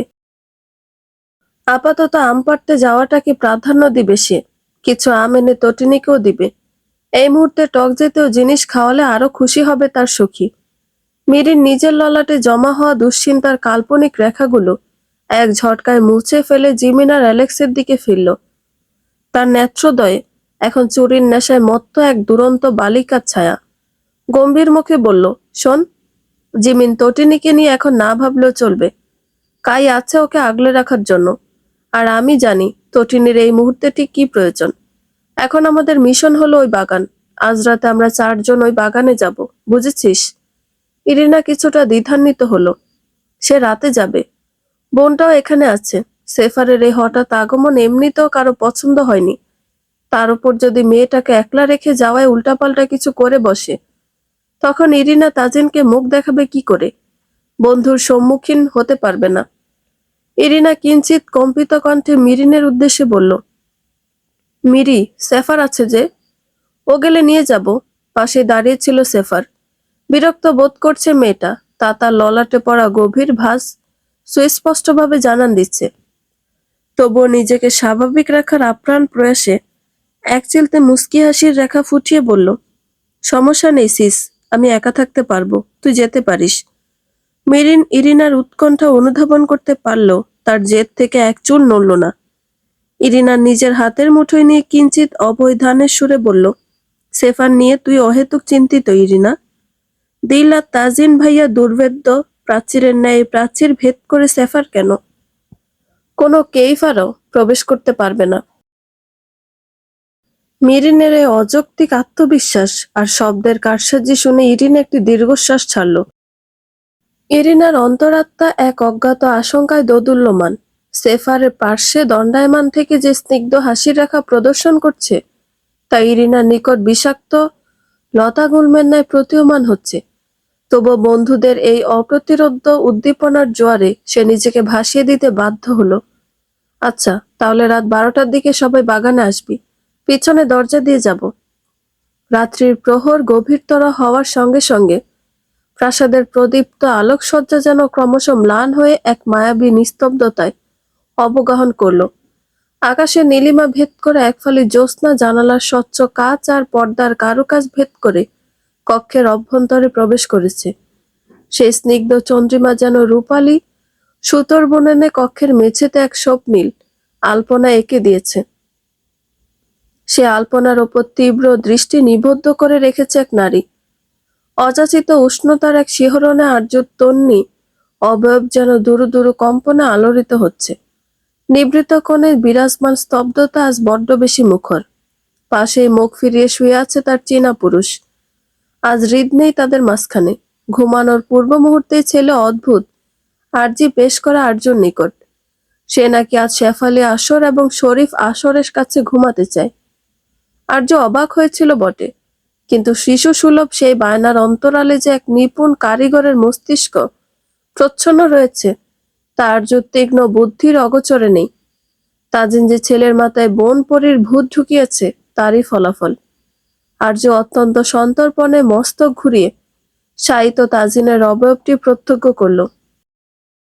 জ্যোৎস্নার ক্ষীণ আলোয় চীনা পুরুষের দৃঢ় অবয়ব যেন আরো আকর্ষণীয় লাগছে। শুভ্রবর্ণের পুরুষের বন্ধ নয়নজোড়া দেখে স্বস্তির নিঃশ্বাস ফেলল। পুনরায় পাশ ফিরল। তৎক্ষণাৎ ঘটে গেল বিস্মিত ঘটনাটা। তাজিন অত্যন্ত ক্ষিপ্রতার সহিত আর্যর ওপর নিজের সুঠাম দেহের নিয়ন্ত্রণ প্রতিষ্ঠা করল। আর্যর বিস্ফোরিত নেত্রযুগল আর কম্পিত অধর যেন তাজিনের এই আকস্মিক ত্বরিত আক্রমণের জন্য বিন্দুমাত্র প্রস্তুত ছিল না। তাজিনের পেশি বহুল দুই বাহু আর্যর দুই পাশে দুর্ভেদ্য প্রাচীরের ন্যায় অবস্থান নিল, যা তাকে সম্পূর্ণ অবরুদ্ধ করে ফেলেছে। শুষ্ক ঢোক গেল তাজিনের বিবিজান। লালিমায় ছেয়ে গেছে তার ওয়াইল্ড রোজের শুভ্র কপোলদ্বয়। মেয়েটার হৃদস্পন্দন যেন কোন এক অশান্ত সমুদ্রের উত্তাল তরঙ্গের ন্যায় বক্ষে করাঘাত করছে। আজকাল আর্য সভ্য পুরুষটা অসভ্যে পরিণত হচ্ছে। চীনা পুরুষ ধীর অথচ গম্ভীর স্বরে, যা কেবল নিশীথ রাতের স্তব্ধতাকে স্পর্শ করতে পারে, ফিসফিস করে বলল, কি ভেবেছিলে বিবিজান? আমি ঘুমিয়ে পড়েছি বলেই কি তোমার এই স্বস্তির নিঃশ্বাস? ছেলে আমার আজ বোন চেয়েছে। তুমি তো জানো মাই হার্ট, তোমার স্বামী ছেলে ভক্ত মানুষ। ছেলের আবদার ফেলতে পারে না, তাই আজ তুমি ঘুমাতেও পারবে না। আর্য দুটি হাত দিয়ে তাজিনের প্রশস্ত বক্ষস্থল কিঞ্চিত ঠেলে দূরে রাখার ব্যর্থ চেষ্টা করলো। কোনো মতো অস্ফুট স্বরে বলল, চেয়েছে নাকি উস্কে দেওয়া হয়েছে ভালোই জানি আমি। সরুন, নাটকবাজ লোক, জেগে থেকে ঘুমানোর নাটক করছিলেন। তাজিন তার বিবিজানের অবিন্যস্ত কেশরাশি আঙুল দিয়ে সরিয়ে কানের লতিতে গুজে বলল, প্রণয়ের পথে কিঞ্চিত ছলাকলা কি অপরাধ বনলতা? চীনা পুরুষের মাদকতা মিশ্রিত কণ্ঠে শিহরণ জাগালো ওয়াইল্ড রোজের তনু মনে। লজ্জায় কুকড়ে গিয়ে নিজের মুখখানি তাজিনের প্রশস্ত বক্ষে লুকাতে চাইল, কিন্তু তাজিনের বলিষ্ঠ বাহুডোর তাকে 1 ইঞ্চি নড়বার অবকাশ দিতে নারাজ। আর্য তড়িৎ গতিতে তাজিনের দিক থেকে মুখ ফিরিয়ে নিতে চাইল। তার গাল লালাভ বর্ণ ধারণ করেছে, যাকে বলে টুকটুকে লাল। অস্ফুট স্বরে তোতলাতে তোতলাতে বলল, আপনি আজ বড্ড অসভ্য হয়ে গেছেন তাজিন। ছাড়ুন আমাকে, অসভ্য পুরুষ। তাজিন অত্যন্ত আকুল স্বরে আর্য নেত্রপল্লবে নিজের দৃষ্টি নিবদ্ধ করে ফিসফিসিয়ে বলল, ওয়াইল্ড রোজ। আর্য থমকায়। চীনা পুরুষের নেশাক্ত হাসকি স্বর যেন ক্রমাগত থামিয়ে দিচ্ছে রমণীর হৃদস্পন্দন। শক্ত একটা ঢোক গলদকরণ করে। বনলতা। My heart. বলুন, মাই হৃদের মাম্মা। তাজিন আর্যর কানের খুব কাছে নিজের ওষ্ঠদ্বয় নিয়ে এসে গাঢ় স্বরে বলল, আজ আমরা এক হলে হয় না বিবিজান? আর্য পুনরায় থমকায়। কি আকুল আবেদন! যেন তৃষ্ণার্ত পথিক সম্মুখে জল নিতে মনিবের সম্মতি চাইছে। আর্য কোনো উত্তর দিতে পারল না, কেবল তাজিনের চওড়া বক্ষস্থলে নিজের মুখখানি আরো গভীরভাবে লুকিয়ে ফেলল। তাজিনের একটি বলিষ্ঠ হাত আর্যর কোমর বেষ্টন করে তাকে নিজের দেহের সাথে আরো নিবিড়ভাবে মিশিয়ে নিল। কক্ষের সেই নিস্তব্ধতা তখন কেবল দুটি হৃৎপিণ্ডের দ্রুত স্পন্দনে মুখর। তপ্ত নিঃশ্বাসের আদান প্রদান মিলেমিশে কক্ষের আবহকে করে তুলল এক অপার্থিব প্রেমের কাব্য। মিলেমিশে গেল দুটি প্রাণ, পূর্ণভাবে কাছে চীনা পুরুষ তার বনলতাকে। রাত্রির গভীরতা যত বাড়ছে, ঢাকা করাইলের এই প্রান্তিক জনপদ যেন ততই এক মায়াবী নিস্তব্ধতায় আচ্ছন্ন হয়ে পড়ছে। আকাশে মেঘমুক্ত নীলিমার বুকে একফালি রূপালী চাঁদ ঝুলে আছে, যার স্নিগ্ধ জ্যোৎস্না টিনের চাল আর আমবাগানের ঘন পাতায় পরে এক অপার্থিব দৃশ্যের অবতারণা করছে। ঝিঝি পোকার একটানা ঐক্যতান আর দূর থেকে ভেসে আসা কোনো এক নিশাচর পাখির ডাক রাতের নিস্তব্ধতাকে আরো রহস্যময় করে তুলছে। ঠিক সেই মুহূর্তে জেজা হাউসের পেছনে সদর দরজাটা অত্যন্ত সন্তর্পণে একদম শব্দহীনভাবে খুলে গেল। বেরিয়ে এলো 4টে ছায়ামূর্তি।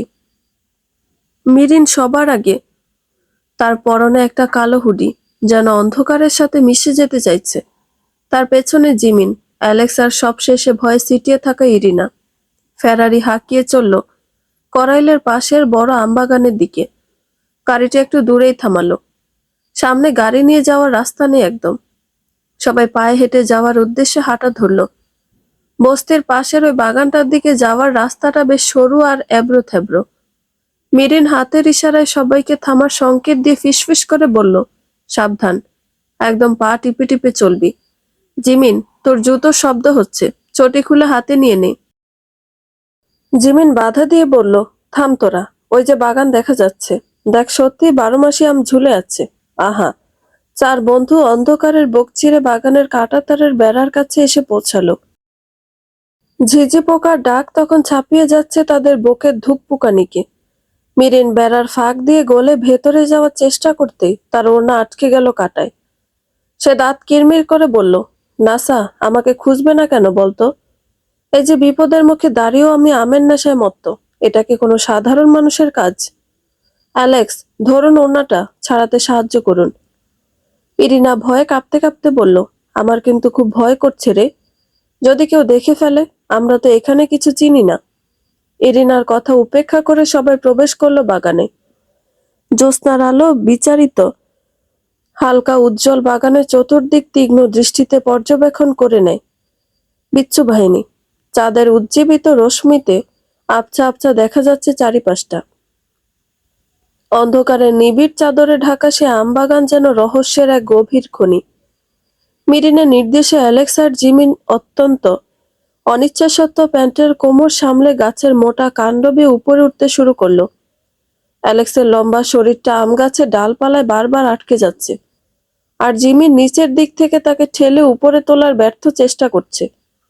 মিরিন নিচে দাঁড়িয়ে সতর্ক দৃষ্টিতে চারপাশটা পর্যবেক্ষণ করছে আর ফিসফিস করে উৎসাহ দিচ্ছে। সাবাস জিমিন, আরেকটু উপরে ওঠ। ওই তো দেখা যাচ্ছে মহাজাগতিক আমগুলো। অ্যালেক্স, ওগুলো ধরুন, সাবধানে। ইরিনা হাতের মুঠোয় ধরে রাখা ব্যাগের মুখটা মেলে ধরে থরথর করে কাঁপছে। অ্যালেক্স আর জিমিন একটা মাঝারি আকারের গাছের একদম শীর্ষে উঠল।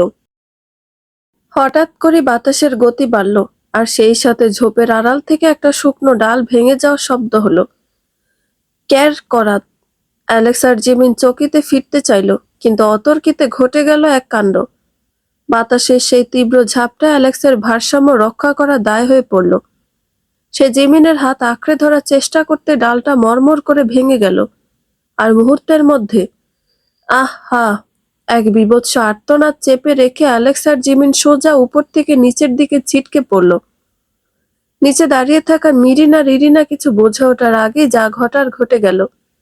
অ্যালেক্স আছড়ে পড়ল সরাসরি মিরিনের উপর। মিরিনের ও মাই গড বলার সুযোগটুকুও মিলল না। অ্যালেক্সের ভারে যেন একদম মাটির সাথে মিশে যাচ্ছে সে। অন্যদিকে জিমিন ঠিক ল্যান্ড করলো ইরিনার উপর।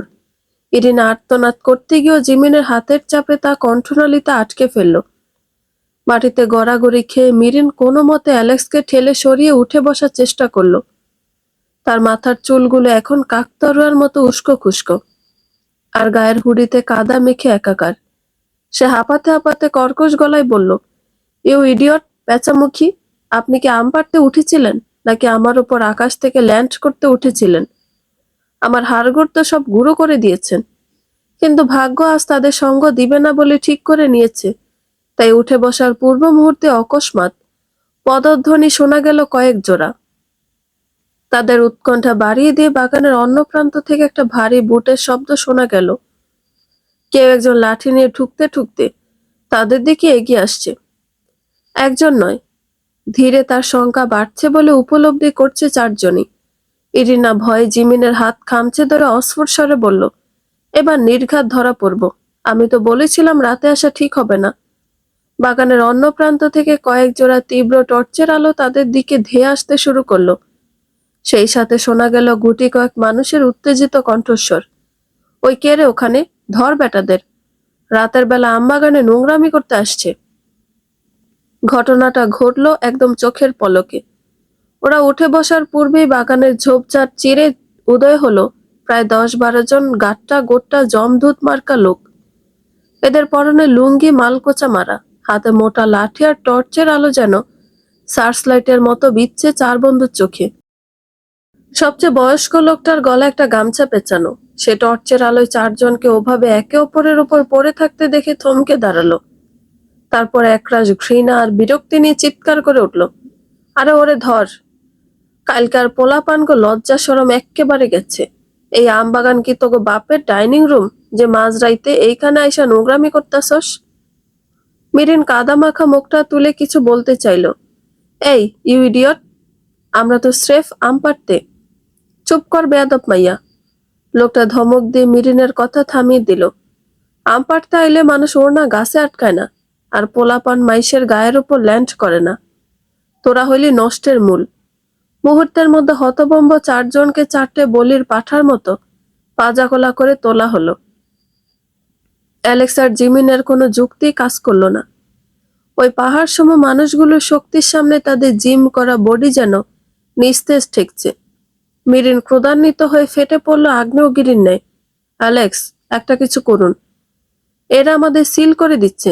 আমি নাসাকে কমপ্লেন দেব। অ্যালেক্স বিরক্ত হয় ভীষণ। সব দোষ এই মেয়ের, কেন যে এই মেয়ের কথায় নাচতে নাচতে এসেছিল। অ্যালেক্স দাঁত কিরমির করে বলল, চুপ থাকো বেয়াদব, সব দোষ তোমার। না তুমি জেদ ধরতে, না আমরা আসতাম। তোমার ওই নাসার ভূত আগে মাথা থেকে নামাও। এখন আমাদের গলায় ফাঁসের দড়ি না ঝুলে পড়ে সেটাই দেখো। গামছা পরা লোকটা তার দলবল নিয়ে মিটিং করলো কিছুক্ষণ, তারপর ফিরে এসে গম্ভীর গলায় রায় দিল, শোন অপরাধী দল, তোরা এলাকায় যে নোংরামি করতে আসছিলি তার বিচার একটাই। আমাদের বস্তির ইজ্জত আমরা ডুবাইতে দিব না। তোদের ঘরে পাঠাইলে তোরা আবার এই কাম করবি। তার থেকে ভালো তোরা যেহেতু জোড়ায় জোড়ায় আইসস, তোকে এখনই বিয়া দেয়া দিমু। কাজী সাবরে খবর দে রে। রাতের আধার ছাপিয়ে যখন উষার আলোক রেখা ধরনের ললাটে সলজ্জ চুম্বন আঁকতে চাইল, তখনই প্রকৃতির রুদ্রমূর্তি এক অভাবিত রূপ পরিগ্রহ করল। বসন্তের শেষ ভাগে এই অকাল বর্ষণের ঘনঘটা যেন কোনো ক্ষুব্ধ বিরাহিনীর দীর্ঘশ্বাসের ন্যায় ঘনীভূত হয়ে এলো। গগনমণ্ডলে শ্যামল মেঘমালার যে দুর্ভেদ্য প্রাচীর রচিত হয়েছে তা বিদীর্ণ করে শুরু হলো মুষলধারে বৃষ্টি। বারিধারার অবিশ্রান্ত পতন যেন ধরিত্রীর শুষ্ক বক্ষ বিদীর্ণ করে এক আদিম উন্মাদনায় মেতে উঠেছে। বাতাসের আর্দ্রতায় সিক্ত মৃত্তিকার সোদাবাস এক বিষণ্ণ গাম্ভীর্যের সৃষ্টি করেছে। বারিধারার প্রতিটি কোণা যেন কয়েকদিনের তপ্ততাকে ধুয়ে মুছে নব প্রশান্তির সূচনা করছে। কিন্তু এই প্রশান্তি স্পর্শ করতে পারেনি যে হাউজের তপ্ত গাম্ভীর্যময় পরিবেশ। বড় হলরুমের মাঝখানে উপস্থিত আর্যর বর্তমান পরিবার এবং যে হাউজের সদস্যদের সম্মুখে মাথা নুয়ে দাঁড়িয়ে আছে চারজন জলসিক্ত কাকতারুয়া। আর্য তীক্ষ্ণ দৃষ্টি নিবদ্ধ করে চারজনের আপাদমস্তক পর্যবেক্ষণ করে নিল। মিরিনের কালো হুডি এখন কর্দমাক্ত আলখাল্লায় পরিণত হয়েছে, আর অ্যালেক্সের শার্টের হাতা ছিঁড়ে ঝুলে আছে। জিমিন আর ইরিনার অবস্থাও কাহিল। মেজাজ বিগড়ে যাচ্ছে আর্যর। সে নিজেকে নিয়ন্ত্রণ করার প্রয়াসে তর্জনী ঘষতে থাকে কপালে। এক রাতের মাঝে নাকি এই চারজন বিয়ে করে ফেলেছে। যারা সবসময় একে অপরের পিছনে লেগে থাকে তারা নাকি বিবাহ বন্ধনে আবদ্ধ হয়েছে। চিন্তাটা যতবার মস্তিষ্কে আঘাত হানছে ততবার আর্যর ভ্রু কুঞ্চিত হয়ে আসছে। এই মুহূর্তে তার সম্মুখে যদি পৃথিবীর অষ্টম বিস্ময়কর জিনিসও রাখা হয়, তারপরও মনে হয় এতটা বিস্মিত হবে না যতটা না এরা বিয়ে করেছে শুনে হচ্ছে। হলরুমে উপস্থিত প্রতিটি মানুষের দৃষ্টি এই মুহূর্তে চারজনের উপর আবদ্ধ। মিরিন শুষ্ক ঢোক গিলে আর্য তীক্ষ্ণ দৃষ্টি থেকে বাঁচতে দেওয়ালের কার্নিশে মাথা ঠেকিয়ে অ্যালেক্সের কানে ফিসফিসিয়ে করুণ গলায় বলল, সব শেষ। আমার নাসা যাওয়ার স্বপ্ন ওই আমবাগানের কাদায় কবর হয়ে গেল। ওই ইডিয়ট লোকগুলো আমাদের জীবনটা পুরো ঘ্যাচাং করে দিল। দিল এখন আমাকে ছাড়বে না। এমন সময় মিরিনের এহেন উদ্ভট উক্তি শুনে শুভ্রবর্ণের গম্ভীর মুখাবয়বের অধিকারী পুরুষটা নয়ন জোড়ায় ক্রোধানলে জ্বলে উঠল। সাপের ন্যায় হিসিয়ে বলল, সব তোমার দোষ ইডিয়ট।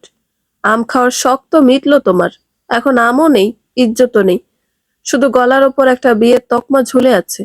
জিমিন, তুই কিছু বলছিস না কেন? তুই তো এখন বিবাহিত পুরুষ।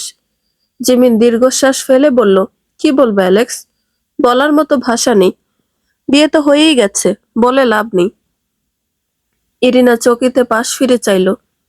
রাত থেকে মানুষটার ভিতরে কোনো নড়চড় দেখছে না। এই লোক কি বিয়েতে খুশি হয়েছে নাকি? তৎক্ষণাৎ ওদের ফুসুর ফাসুর বন্ধ হয়ে যায় আর্যর এক গর্জনে। শাট আপ, তোরা আমচুরি করতে যে বিয়ে করে এসেছিস? Like seriously? আজ ফারারও বিয়ের শপিং করতে যাওয়ার কথা ছিল, কিন্তু হঠাৎ বৃষ্টির কারণে সেটা হয়ে ওঠেনি। কাল বিয়ে, এই মুহূর্তে কি করা সেসব নিয়ে আলোচনা হচ্ছিল হলরুমে। এরশাদ জাওয়াদ তাজেনকে এক প্রকার বাধ্যতামূলক তাদের সঙ্গে বসিয়েছিলেন কথোপকথনের জন্য। আর্য বাধা দেয়নি, তার কারণ তাজেন নিজেই চাইছে ফারার জন্য ভাই হিসেবে কিছু করতে। কিন্তু হঠাৎ আগমন ঘটে এই চারজনের। এত সকাল সকাল চারজনকে ভিজে এমন মালা পরে বাড়ি ফিরতে দেখে আর্য অবাক। জিজ্ঞেস করতেই জানতে পায় এরা নাকি আমচুরি করতে যে বিয়ে করে এসেছে। বাহিরের বৃষ্টির শব্দ যেন এক অবিশ্রান্ত তাণ্ডবে রূপ নিয়েছে, যা কাছে জানালার ওপাশে এক ঝাপসা ধোঁয়াশা সৃষ্টি করেছে। ফারা একপাশে সোফায় বসে বিস্ময়ে বিমূঢ় হয়ে তাকিয়ে আছে। তার নিজের জীবনের নতুন অধ্যায় শুরুর ঠিক আগের দিন এমন এক অদ্ভুত ও হাস্যকর ঘটনার সাক্ষী হতে হবে তা সে ক্ষুণাক্ষরও ভাবেনি। আর্য তার তীক্ষ্ণ নেত্রপল্লব সংকুচিত করে তাজিনের দিকে চাইল। তাজিন অত্যন্ত ধীরস্থিরভাবে দাঁড়িয়ে আছে। তার মুখাবয়বে চিরচেনা গাম্ভীর্য আজ যেন কর্পূরের ন্যায় উবে গেছে। চেনা পুরুষ ঠোঁট কামড়ে হাসি নিয়ন্ত্রণের আপ্রাণ চেষ্টা করে যাচ্ছে, তবুও তার অবয়বে কম্পন ধরেছে হাসির বেগে। কিন্তু হাসতেও পারছে না। ক্রোধানলে প্রজ্বলিত হচ্ছে আখিদয় তার বিবিজানের। এই মুহূর্তে যদি সে হাসে, নির্ঘাত এই চারজনের পরিবর্তে তার মুখে জুতার বাড়ি পড়বে। উপস্থিত সবাই চার নবদম্পতিকে পর্যবেক্ষণ করতে ব্যস্ত। সকলের দৃষ্টিতে বিস্ময় ছাপিয়ে এক প্রচ্ছন্ন কৌতুক খেলা করছে, যেন কোনো বিচিত্র প্রহসন অবলোকন করছে। আর্য এবার তার ক্রোধান্বিত দৃষ্টি মিরিনের উপর স্থির করে পুনরায় গুমড়ে উঠল। বাংলাদেশের আম খাওয়ার এতই শখ জেগেছিল যে চুরি করতে যে বিয়ে করে এসেছিস? বিয়ে কোনো খেলা মনে হয় তোদের? মিরিন, তোকে আমি অনেকবার বলেছি, তোর এই বিচিত্র কৌতূহল তোকে একদিন চরম বিপদে ফেলবে। আর তোরা তোরা তিনজনকে বুদ্ধি শুদ্ধি সব বিসর্জন দিয়েছিস। তোদের মাঝে না ভালোবাসা আছে, আন্ডারস্ট্যান্ডিং আছে। ওরা বলল, আর নাচতে নাচতে বিয়ে করে নিলি, ফোন করা যেত না আমাকে? আর্যর কথা শুনে মনে পড়ে যায় চারজনের। রাত্রির সে বিভীষিকাময় প্রহসন আর আমবাগানের উন্মত্ত কোলাহল। ফ্ল্যাশব্যাক। শোন অপরাধীর দল, তোরা এলাকায় যে নোংরামি করতে আসছিলি তার বিচার একটাই, আমাদের বস্তির ইজ্জত আমরা ডুবাইতে দিব না। তোদের ঘরে পাঠাইলে তোরা আবার এই কাম করবি। তার থেকে ভালো, তোরা যেহেতু জোড়ায় জোড়ায় আইসস, তোকে এখনই বিয়া দিয়া দিমু। কাজী সাবরে খবর দে রে। লোকটার কথা শুনে তৎক্ষণাৎ ভ্যা করে কেঁদে ওঠে। আমি বিয়ে করতে চাই না, আমার একটা হবু বর আছে। জিমিন হতভম্ব হয়ে চেয়ে উঠল ইরিনার পানে। এই তোমার হবু বর আছে মানে? আগে বলনি তো। জিমিনের এহেন প্রশ্নে ইরিনা তাজ্জব বনে যায়। এই মানুষটা বুঝতে পারছে না নাকি যে সে এসব বিয়েটা থেকে বাঁচার জন্য বলছে? লোকটা লাঠি ঠুকে বলল, হবু টবু বুঝি না, যে ছেলের কোলে পইরা আসিলি তার সাথেই তোর বিয়া। আর ওই সাদা চামড়া লম্বা পোলা, ওই টেরা চোহের মাইয়ার লগে বিয়া বসা। মেরিন আঁতকে উঠে বলল, কি? লিসেন ইউ, আমার চোখ টেরা, ইটস ল্যান্স, ওকে? আমি আর এই পেঁচামুখী অ্যালেক্স মরে গেল না। জিমিন, ওই জিমিন, কিছু একটা বল। জিমিন নির্বাক, মনে মনে বেচারা ঢাক ঢোল বাজছে। এমনিতে ইরিনার প্রেমে আজও পড়ে গেছে, বিয়ে হলে খুব একটা খারাপ হবে না। কিন্তু সেই খুশি বাহিরে প্রকাশ করলো না। অসহায় মুখ করে বলল, আমি আর কি বলবো মিরিন, আমার কথা শুনবে নাকি? দেখুন মিস্টার, আমরা বাঙালি নয়, আপনি এভাবে আমাদের বিয়ে দিতে পারেন না। অ্যালেক্সের মুখে শুদ্ধ বাংলা শুনে লাঠি হাতে থাকা লোকটা এক মুহূর্তের জন্য থমকে গেল। তার কুঁচকানো ভ্রুযুগল আরো সংকুচিত হয়ে এলো, যেন সে কোনো অলৌকিক ঘটনার সম্মুখীন হয়েছে। লোকটা তার হাতের লাঠিটা মাটিতে জোরে ঠুকে কর্কশ গলায় গর্জে উঠল, ওরে বাবারে, দেহকাণ্ড! খাড়ায় আছে তাল গাছের মতো, চামড়া দেহি ধলা মূলার মতো, আর কথা কয় আমগো দেশের ড্রাইভার গো মতো। ওই বেটা, তোরা যদি বিদেশি হইবি তবে বাংলা জানলি কেমনে? আমার লগে চালাকি করস? বিদেশিরা কি আমগো বস্তির আম লইতে আহে? মিরিন চোখ রাঙিয়ে বলল, আপনাকে বাংলা বলতে কে বলছিল বেয়াদব? Shut up you idiot! দেখুন আমরা এই দেশে ঘুরতে এসেছি, সামনে আমাদের গাড়ি আছে, আপনি প্লিজ আমাদের খুলে দিন। আমি আমার ফ্রেন্ডকে ফোন দিলি ওরা এসে সব পরিষ্কার করে দিবে। আপনাদের টাকা পয়সা যা লাগবে দিব, প্লিজ আমাদের ছেড়ে দিন। অ্যালেক্সের এই টাকা পয়সার প্রস্তাব আর অনুনয় যেন জ্বলন্ত অগ্নিতে হুতাহুতি দিল। গামছা পরা সেই প্রবীণ লোকটা দাঁত কিরমির করে লাঠিটা অ্যালেক্সের বুকের খুব কাছে উঁচিয়ে ধরল। দু চোখ কুঁচকে গিয়ে এক বীভৎস সংহারক রূপ ধারণ করলো। সে তাচ্ছিল্যের এক বিকট হাসি দিয়ে কর্কশ গলায় চিৎকার করে উঠল, টেহা? আমগরে তুই টেহা দিয়ে কিনতে চাস? তোরা বিদেশি হস আর যাই হস, আমগো বস্তির মানুষের কি ইজ্জত নাই? মাঝরাইতে জোড়ায় জোড়া আমবাগানা এসা ফষ্টি নষ্টি করবি আর টেহা দিয়া মুখ বন্ধ করবি? অত সোজা না বেটা। আমগো সমাজের বিচার হইল তোগরে এখনই বিয়া বইতে হইব। কাজী সাব, আপনি তো আমগো বস্তির পোলাগো বিয়া পড়ান, আইজ এই বিদেশি মালের একটা গতি কইরা দেন তো। কাজী সাহেবকে ঘুম থেকে তুলে নিয়ে আসা হয়েছে, তাই লোকটা থেকে থেকে হাই তুলছে। মিরিন চিৎকার করে প্রতিবাদ করতে চাইল, কিন্তু গামছা পরা লোকটা তার মুখের সামনে লাঠি নাচাতে সে কুঁকড়ে যায়। লোকটা আর কোনো কথা শোনার পাত্র নয়। সে কাজী সাহেবের দিকে ইশারা করে কর্কশ স্বরে হুকুম দিল, কাজী সাহেব, আর দেরি করবেন না, এইগুলা বহুত চালাক মাল, তাড়াতাড়ি কাম সারেন, নাইলে এরা আমগো মাথা ঘুরায় দিব। কাজী সাহেব পান চিবুতে চিবুতে একটা হলদেটে হয়ে যাওয়া খাতা বের করলেন।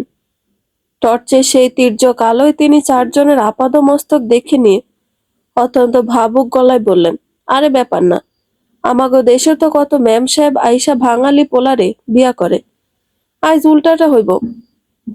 এই ধলামুলার টেরা ল্যান্সের লগে একটা, আর ওই শান্ত পোলাটার লগে ওই কান্দনি মাইয়াটার একটা, ব্যাস জোড়ায় জোড়ায় সই কইরা ফেলেন।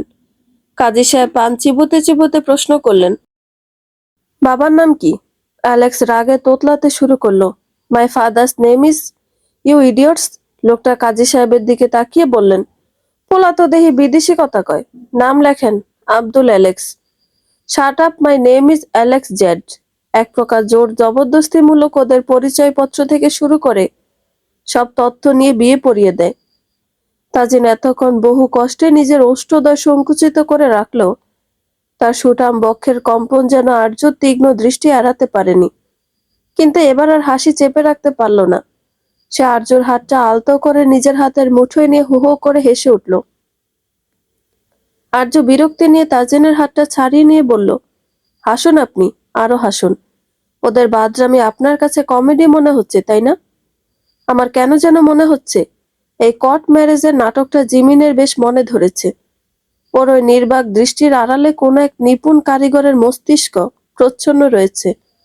জিমিন ভরকে যায়। মিরিন তখন অপরাধী বালিকার ন্যায় নিজের কর্দমাক্ত নখ খুঁটছে। আর্যর এই শাসানি তাকে আমবাগানের সেই গাট্টা গোটা লোকগুলোর লাঠি থেকেও বেশি ভয় পাইয়ে দিচ্ছে। সে মৃদু স্বরে অনেকটা ফিসফিসিয়ে বলল, দিল, আমি শুধু আমানতে গিয়েছিলাম, কিন্তু ওরা ওরা আমাদের কোনো কথাই শোনেনি। আমি তো তটিনীর থেকে শুনেছিলাম চুরি করা জিনিসের স্বাদ বেশি হয়, আর অ্যালেক্স তো ওদের উপর হম্বিতম্বি করতে গিয়েছিল। ফলস্বরূপ আমাদের বটগাছের সাথে বেঁধে কাজী ডেকে আনলো। অ্যালেক্সের মেজাজ এবার সপ্তমে চলল। সে নিজের ছেঁড়া হাতাটা সজোরে টেনে আর্যর দিকে চেয়ে বলল, আর্য, তুমি দয়া করে ওকে সাপোর্ট করো না। এই মেয়েটার আইকিউ যে ঋণাত্মক সেটা আজ প্রমাণিত। ও গাছের নিচে দাঁড়িয়ে নাসা আর মহাজাগতিক আম নিয়ে লেকচার দিচ্ছিল বলেই লোকগুলো সন্দেহ হয়েছে যে আমরা এখানে কোনো অকাল বিপ্লব ঘটাতে এসেছি। আর জিমিন জিমিন তা এমন ভাবে কবুল বলল যেন সে এই দিনটির জন্য গত 13 বছর ধরে অপেক্ষা করছিল। বাট অ্যালেক্স, তুই এখন বিবাহিত, যেমনি হোক বিয়েটা হয়েছে, বউকে এভাবে বলা সুপুরুষের কাজ নয়। তাজিনের বিদ্রুপে অ্যালেক্স তেতে উঠল। শাট আপ কেটি ইয়ার, কোথায় তুই আমাকে এই মেয়ের থেকে বাঁচাবি তা নয়, আরো মুসিবতে ঠেলছিস। ঠেলার হলে জিমিনকে ঠেল, ও অনেক খুশি। জিমিন আবারও বেবাচেকা খেয়ে যায়, কিন্তু আর্যর থেকে অধিক ক্রোধে ফেটে পড়ল তটিনী। এক প্রকার চেঁচিয়ে উঠল, তোরা বিয়ে করছিস কি করিসনি এটা ম্যাটার করে না, ম্যাটার এটা করে তোরা আমাকে রেখে আম চুরি করতে গেলি কিভাবে। হাউ ডেয়ার ইউ, আমাকে রেখে মিশন করতে চলে গেলি। তটিনীর অপ্রত্যাশিত গর্জনে উপস্থিত প্রতিটি প্রাণীর মস্তক একবার সজোরে চক্কর দিয়ে উঠল। আর্য, যে কিনা এতক্ষণ ক্রোধে দাবানলে জ্বলছিল, সেও কিং কর্তব্য বিমূঢ় হয়ে তটিনীর দিকে চেয়ে রইল। তটিনী কাইয়ের বলিষ্ঠ বাহুডোর থেকে নিজেকে কিঞ্চিত মুক্ত করে মন্থর অথচ দৃঢ় পদে মিরিনের সম্মুখে এসে দাঁড়ায়। নেত্রপল্লবে অসুস্থতার ছায়া থাকলেও সেখানে এখন অভিমানের এক সুগভীর সমুদ্র উতলে উঠছে। সে পুনরায় কর্কশ স্বরে বলল, মিরিন, তুই জানতিস আম চুরি করা আমার জীবনের অন্যতম ব্যাকেট লিস্ট ছিল। আমি অসুস্থ বলে তোর আমাকে ফেলেই ওই 12 মাসি আমের মিশনে চলে গেলি, আর এখন বিয়ে করে এসে ন্যাকামি করছিস। বিয়ের চেয়ে বড় দুঃখ তো এটা যে তোরা আমাকে ছাড়া আম চুরি করলি। বলেই সবার মাথা ঘুরিয়ে নিজেই ধপাস করে পড়ে গেল। কাইয়ের সজাগ দৃষ্টি আর বলিষ্ঠ হাত দুটি তটিনীকে মেঝেতে আছড়ে পড়ার পূর্বেই পরম মমতায় আঁকড়ে ধরল। ঠিক সেই মুহূর্তেই সদর দরজা আগমন ঘটল ডক্টরের। কাই কাল রাতে বলে রেখেছিল, কিন্তু বৃষ্টির কারণে এমন দেরি হয়েছে। কাইয়ের চোখে তখন রাজ্যের উদ্বেগ। সে কাল ক্ষেপণ না করে তটিনীকে পাজাকোলা করে তুলে নিয়ে সিঁড়ির দিকে ধাবিত হলো। তার পেছনে দ্রুত পদে অনুগমন করলেন ডক্টর হাবিব। জুনায়েদ পরিবারের পারিবারিক ডক্টর তিনি। হঠাৎ ঘটে যাওয়া এই ঘটনায় হলরুমের হাস্যকর গাম্ভীর্য এক লহমায় ফিকে হয়ে এলো। আর্য স্তম্ভিত হয়ে দাঁড়িয়ে রইল। তার ক্রোধের অগ্নিশিখা এখন আশঙ্কার হিমশীতল স্রোতে বিলীন হতে শুরু করেছে। তাজিন আরজুর হাতটি আলতো করে চেপে ধরল। তার কণ্ঠস্বরে এখন আর হাসির রেশ নেই, বরং এর গভীর সৌর্য বিরাজমান। কাম ডাউন মাই হার্ট। ডক্টর এসে গেছেন। তটিনী নিশ্চয়ই দ্রুত সুস্থ হয়ে উঠবে। অতিরিক্ত উত্তেজনা, শারীরিক দুর্বলতা থেকে হয়তো এমন হচ্ছে। আর্য দীর্ঘশ্বাস ফেলে বাকি চারজনের দিকে দৃষ্টি নিক্ষেপ করে বলল, উপরে যাও তোমরা। বিয়ে যেহেতু হয়েই গেছে, কিছু করার নেই। আমি চাই না ফিরে গেলে সবার বিয়ে আবারও ধুমধাম করে দিব। আফটার অল, এত বড় কোম্পানির হেডদের বিয়ে এভাবে হয় না। সবাই নির্বাক। কি বা বলবে, তাদের পরিবার বলতে তো তারাই। তাই বন্ধুদের কথাই শেষ কথা। কিন্তু বাদ সাধলেন রেহানা বেগম। তিনি সবার জন্য সকালের নাস্তা পরিবেশন করছিলেন, কিন্তু আর্যর কথা শুনে কথা বলতে বাধ্য হলেন যেন। তার কি দরকার দিল, এর থেকে ভালো। নিজের বাক্য পূর্ণ করতে পারলেন না মহিলা। তার পূর্বে আর্য তীক্ষ্ণ দৃষ্টি নিক্ষেপ করে চাইল জন্মদাত্রীর পানে। রেহানা বেগম বেশ বুঝতে পারছেন মেয়ের তার সম্বোধন পছন্দ হয়নি। তাই তৎক্ষণাৎ সম্বোধন পরিবর্তন করে বললেন, মানে মিসেস কারহান। আমি বলছিলাম কি, ওদের বিয়েটাও ফারার সঙ্গে দিয়ে দিলি হয়। চায় না যে দেওয়ার কি দরকার। আর্য তার তীক্ষ্ণ নেত্রপল্লব সংকুচিত করে ধীরস্থিরভাবে জন্মদাত্রীর মুখোমুখি দাঁড়ালো। এক মুহূর্ত নীরব থেকে অত্যন্ত গম্ভীর ও দৃঢ় কণ্ঠে বলল, আমার বন্ধুদের বিয়ে আপনাদের বাসায় কেন দিব মিসেস জুনায়েদ? আপনি হয়তো ভুলে যাচ্ছেন, আপনার আমার বিষয়ে কথা বলার কোনো অধিকার নেই। আমার পরিবারের সদস্যদের বিয়ে কোথায় এবং কিভাবে হবে, সেই সিদ্ধান্ত নেওয়ার অধিকার কেবল আমার এবং আমার এই সার্কেলের। বাইরের কারো এখানে নাক গলানো আমি পছন্দ করি না। আর্যর প্রত্যুত্তরে রেহানা স্তব্ধ হয়ে যান। মেয়ের থেকে এমন ব্যবহার সহ্য করা সত্যি খুব যন্ত্রণাদায়ক। তবুও এক বুক আশা রেখে চলছেন তিনি, কোনো না কোনো একদিন তার মেয়ে তাকে ক্ষমা করে দিবে। তাজিন আর্যর হাতের উপর নিজের হাতের চাপ কিঞ্চিত বাড়িয়ে তাকে শান্ত করার চেষ্টা করল, কিন্তু তার নিজের চোখেও এক ধরনের প্রচ্ছন্ন সমর্থন খেলা করছে। আর্য পুনরায় সে চারজনের দিকে ফিরে চাইল, যারা এখনো অপরাধীর মতো দাঁড়িয়ে আছে। সে কণ্ঠস্বর কিঞ্চিত নরম করে বলল, নিজেদের রুমে যে ফ্রেশ হয়ে নেই। এভাবে ভেজা পোশাকে থাকলে অসুস্থ হয়ে পড়বে সবাই। আর হ্যাঁ, আমি আশা করব বিয়ে যেহেতু হয়েছে, সেহেতু তার যথাযথ পালন করবি তোরা সবাই। সিরিয়ালের মতো নাটক যেন না হয় যে আমি তোমাকে বউ বা আমি তোমাকে স্বামী হিসেবে মানি না। আর্যর কথা মতো যে যার রুমের দিকে হাঁটা ধরল। সবাই প্রস্থান করতেই আর্য তাজিনের দিকে চেয়ে দীর্ঘশ্বাস ফেলে বলল, তাজিন, আমি ডক্টরের কাছে যাচ্ছি। তটিনের কন্ডিশন না জানা পর্যন্ত আমার শান্তি নেই। তাজিন মাথা নেড়ে সায় দিল। আর্য যখন সিঁড়ি বেয়ে উপরে চলে যায়, পিছনে পিছনে ছুটল তাজিন। প্রায় 10 মিনিটের মাথায় বিচ্ছু বাহিনীর সবাই হাজির হয় কাইয়ার তটিনের কক্ষে।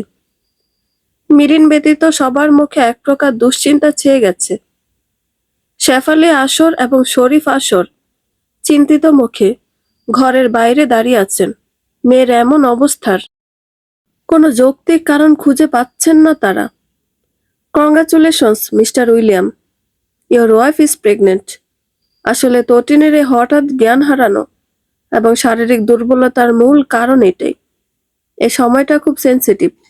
আপনারা সবাই ওর বাড়তি খেয়াল রাখবেন। অকস্মাৎ ডক্টরের মুখ থেকে ভেসে আসা বাক্যে তটিনের কক্ষের বাইরে উপস্থিত প্রতিটি মানুষ আর্য থেকে শুরু করে শরীফ আসর মুহূর্তের জন্য স্তব্ধ হয়ে যান। ডক্টর হেসে কক্ষ থেকে বেরিয়ে গেলেন, কিন্তু পেছনে রেখে গেলেন এক অদ্ভুত নীরবতা। ডক্টর হাবিবের প্রস্থানের পরপরই হুমড়ি খেয়ে পড়ে সবাই তটিনের কক্ষে। কাই যেন পাথর হয়ে গেছে। তার মস্তিষ্কে ডক্টরের প্রেগনেন্ট শব্দটি লক্ষ কোটি বার প্রতিধ্বনিত হচ্ছে। পরপরই চকিতে সবার দিকে ফিরে উঠল। তনু প্রেগনেন্ট? সবাই একসঙ্গে বলে উঠল, হ্যাঁ। হোয়াট? কিভাবে? অ্যালেক্স, জিমিন এবং তাজিন একে অপরের দিকে চেয়ে কাইয়ের ওপর রাগে দৃষ্টি নিক্ষেপ করে একই সঙ্গে সুর তুলল তিনজন। ঘটনা এমনি ঘটে না ও বন্ধুরে, এক হাতে তালি বাজে না। রাধা কৃষ্ণা দোষ কি করে না ও বন্ধুরে, ভাবটাই এমন, কিছুই জানে না। Shut up! আর্য ধমকে তিনজন চুপ হয়ে যায়। শরীফ আসর বিস্ময়ে বিমূঢ় হয়ে নিজের স্ত্রীর দিকে চাইলেন। শেফালি আসর নিজের মুখ চেপে ধরেছেন। আনন্দের আতিশয্য নাকি পরিস্থিতির আকস্মিকতা, কোন আবেগটি আগে প্রকাশ করবেন তা বুঝে উঠতে পারছেন না। সবচেয়ে বিচিত্র দশা হলো মিরিনের। চোখের পলক না ফেলে আর্যর দিকে চাইল, তারপর নিজের হাত দিয়ে নিজের গালটা একবার চিমটি কাটল, দেখার জন্য যে সে কোনো স্বপ্ন দেখছে কিনা। নীরবতা প্রথম ভাঙল সে, একগাল হেসে, অদ্ভুত এক চিৎকার দিয়ে আক্ষরিক অর্থেই শূন্যে লাফিয়ে উঠল। ও মাই গড, ও মাই গড, তটিনী প্রেগনেন্ট। এর মানে আমি আমি মাসি হতে চলেছি। জিমিন, শুনতে পাচ্ছিস? তটিনী মা হতে চলেছে। ও মাই গড, আমি আবারও মিমি হব। ওহ ওয়াও, আমাদের মাঝে আবারও হৃদের মতো একটা কিউট বাচ্চা আসবে। ইরিন আর মিরিন এক প্রকার লাফ জাপ শুরু করে দিয়েছে। কাই এখনো তটিনীর হাতের ওপর নিজের শক্ত হাতটা রেখে বসে আছে। তার সেই তীক্ষ্ণ গাম্ভীর্য আজ যেন মেঘের আড়ালে ঢাকা পড়া, সূর্যের মতো ম্লান হয়ে গেছে। সে আরজুর দিকে চেয়ে ফিসফিসিয়ে বলল, আরজু, ও যখন চোখ খুলবে ওকে আমি কি বলবো? ও কি খুশি হবে? কিসের খুশি? তটিনী পিটপিট করে চোখ মেলছে, তার ফ্যাকাশে ঠোঁটে এক চিলতে দুর্বল হাসি, কিন্তু চোখে হাজারো প্রশ্ন। তটিনীর কণ্ঠস্বর শোনা মাত্রই কাইয়ের পাথরে গাম্ভীর্য ধসে পড়ল। সে টলমলে চোখে তটিনীর দিকে চেয়ে রইল, যেন বিশ্বাসই করতে পারছে না যে তার তনু জেগে উঠেছে। তটিনী একটু নড়ে চড়ে বসার চেষ্টা করতেই কাই বাধা দিয়ে অত্যন্ত কোমল স্বরে বলল, একদম নড়বে না তনু, তুমি শুধু শুয়ে থাকো, তোমার তোমার শরীর খুব দুর্বল। তটিনী ভ্রু কুঁচকে চারপাশটা একবার দেখে নিল। আরজু, তাজিন, জিমিন, অ্যালেক্স, মিরিন সবাই গোল হয়ে দাঁড়িয়ে তাকে দেখছে, যেন সে আকাশ থেকে পড়া কোনো অদ্ভুত জীব। তটিনী শুকনো গলায় ফের প্রশ্ন করল, তোমরা সবাই এভাবে আমার দিকে চেয়ে আছো কেন? আর কাই, তুমি কাঁদছো কেন? আমি কি মরে যাচ্ছি নাকি? আর মিরিন, তুই মিমি হবি মানে? আবারও হৃদ আসবে মানে কি? আমি তো ঠিক বুঝতে পারছি না। কাই তটিনীর হাতটা নিজের গালে চেপে ধরে রুদ্ধ কণ্ঠে বলল, তনু, আমাদের জীবনে এক নতুন অতিথি আসছে। ডক্টর বলেছেন তুমি মা হতে চলেছ। হোয়াট? তটিনী স্তব্ধ হয়ে চাইল আর্যর দিকে, যেন জানতে চাইছে প্রিয় সখীর নিকট এই তথ্যের সত্যতা। আর্য মুচকি হেসে মাথা নাড়াতেই তটিনীর নয়নদ্বয় গোল গোল হয়ে আসে। কথায় আছে, অল্প শোকে কাতর আর অধিক শোকে পাথর, কিন্তু তটিনীর বেলা এটা উল্টো হচ্ছে। সে অধিক সুখে পাথর হয়ে গেছে। কাই অস্থির হয়ে উঠল অর্ধাঙ্গিনীর এমন নিস্তব্ধতা দেখে। তটিনীর গাল দুটো আলতো করে ধরে অস্ফুট স্বরে ডাকলো, তনু, তনু, কিছু তো বলো। তুমি তুমি কি খুশি হওনি? কাইয়ের কণ্ঠে যেন তটিনীর কর্ণগোচর হলো না। কাইয়ের ভীত অবয়ব দেখে আর্য এগিয়ে এসে তটিনীর কাঁধে হাত রাখতে মেয়েটা প্রিয় বান্ধবীর বুকে আশ্রে পড়ল। আর্যর বুকে মুখ লুকিয়ে ডুকরে কেঁদে উঠল মেয়েটা। কাইয়ের হাত তখনও শূন্যে প্রসারিত। সে বুঝতে পারছে না তটিনীর এই কান্না কি আনন্দের নাকি কোনো অজানা আশঙ্কার। তটিনী আর্যর বুক থেকে মাথা তুলে ঝাপসা চোখে কাইয়ের দিকে তাকালো। তার ঠোঁট দুটো থরথর করে কাঁপছে। সে ভাঙা গলায় বলে উঠল, আই এম সো হ্যাপি।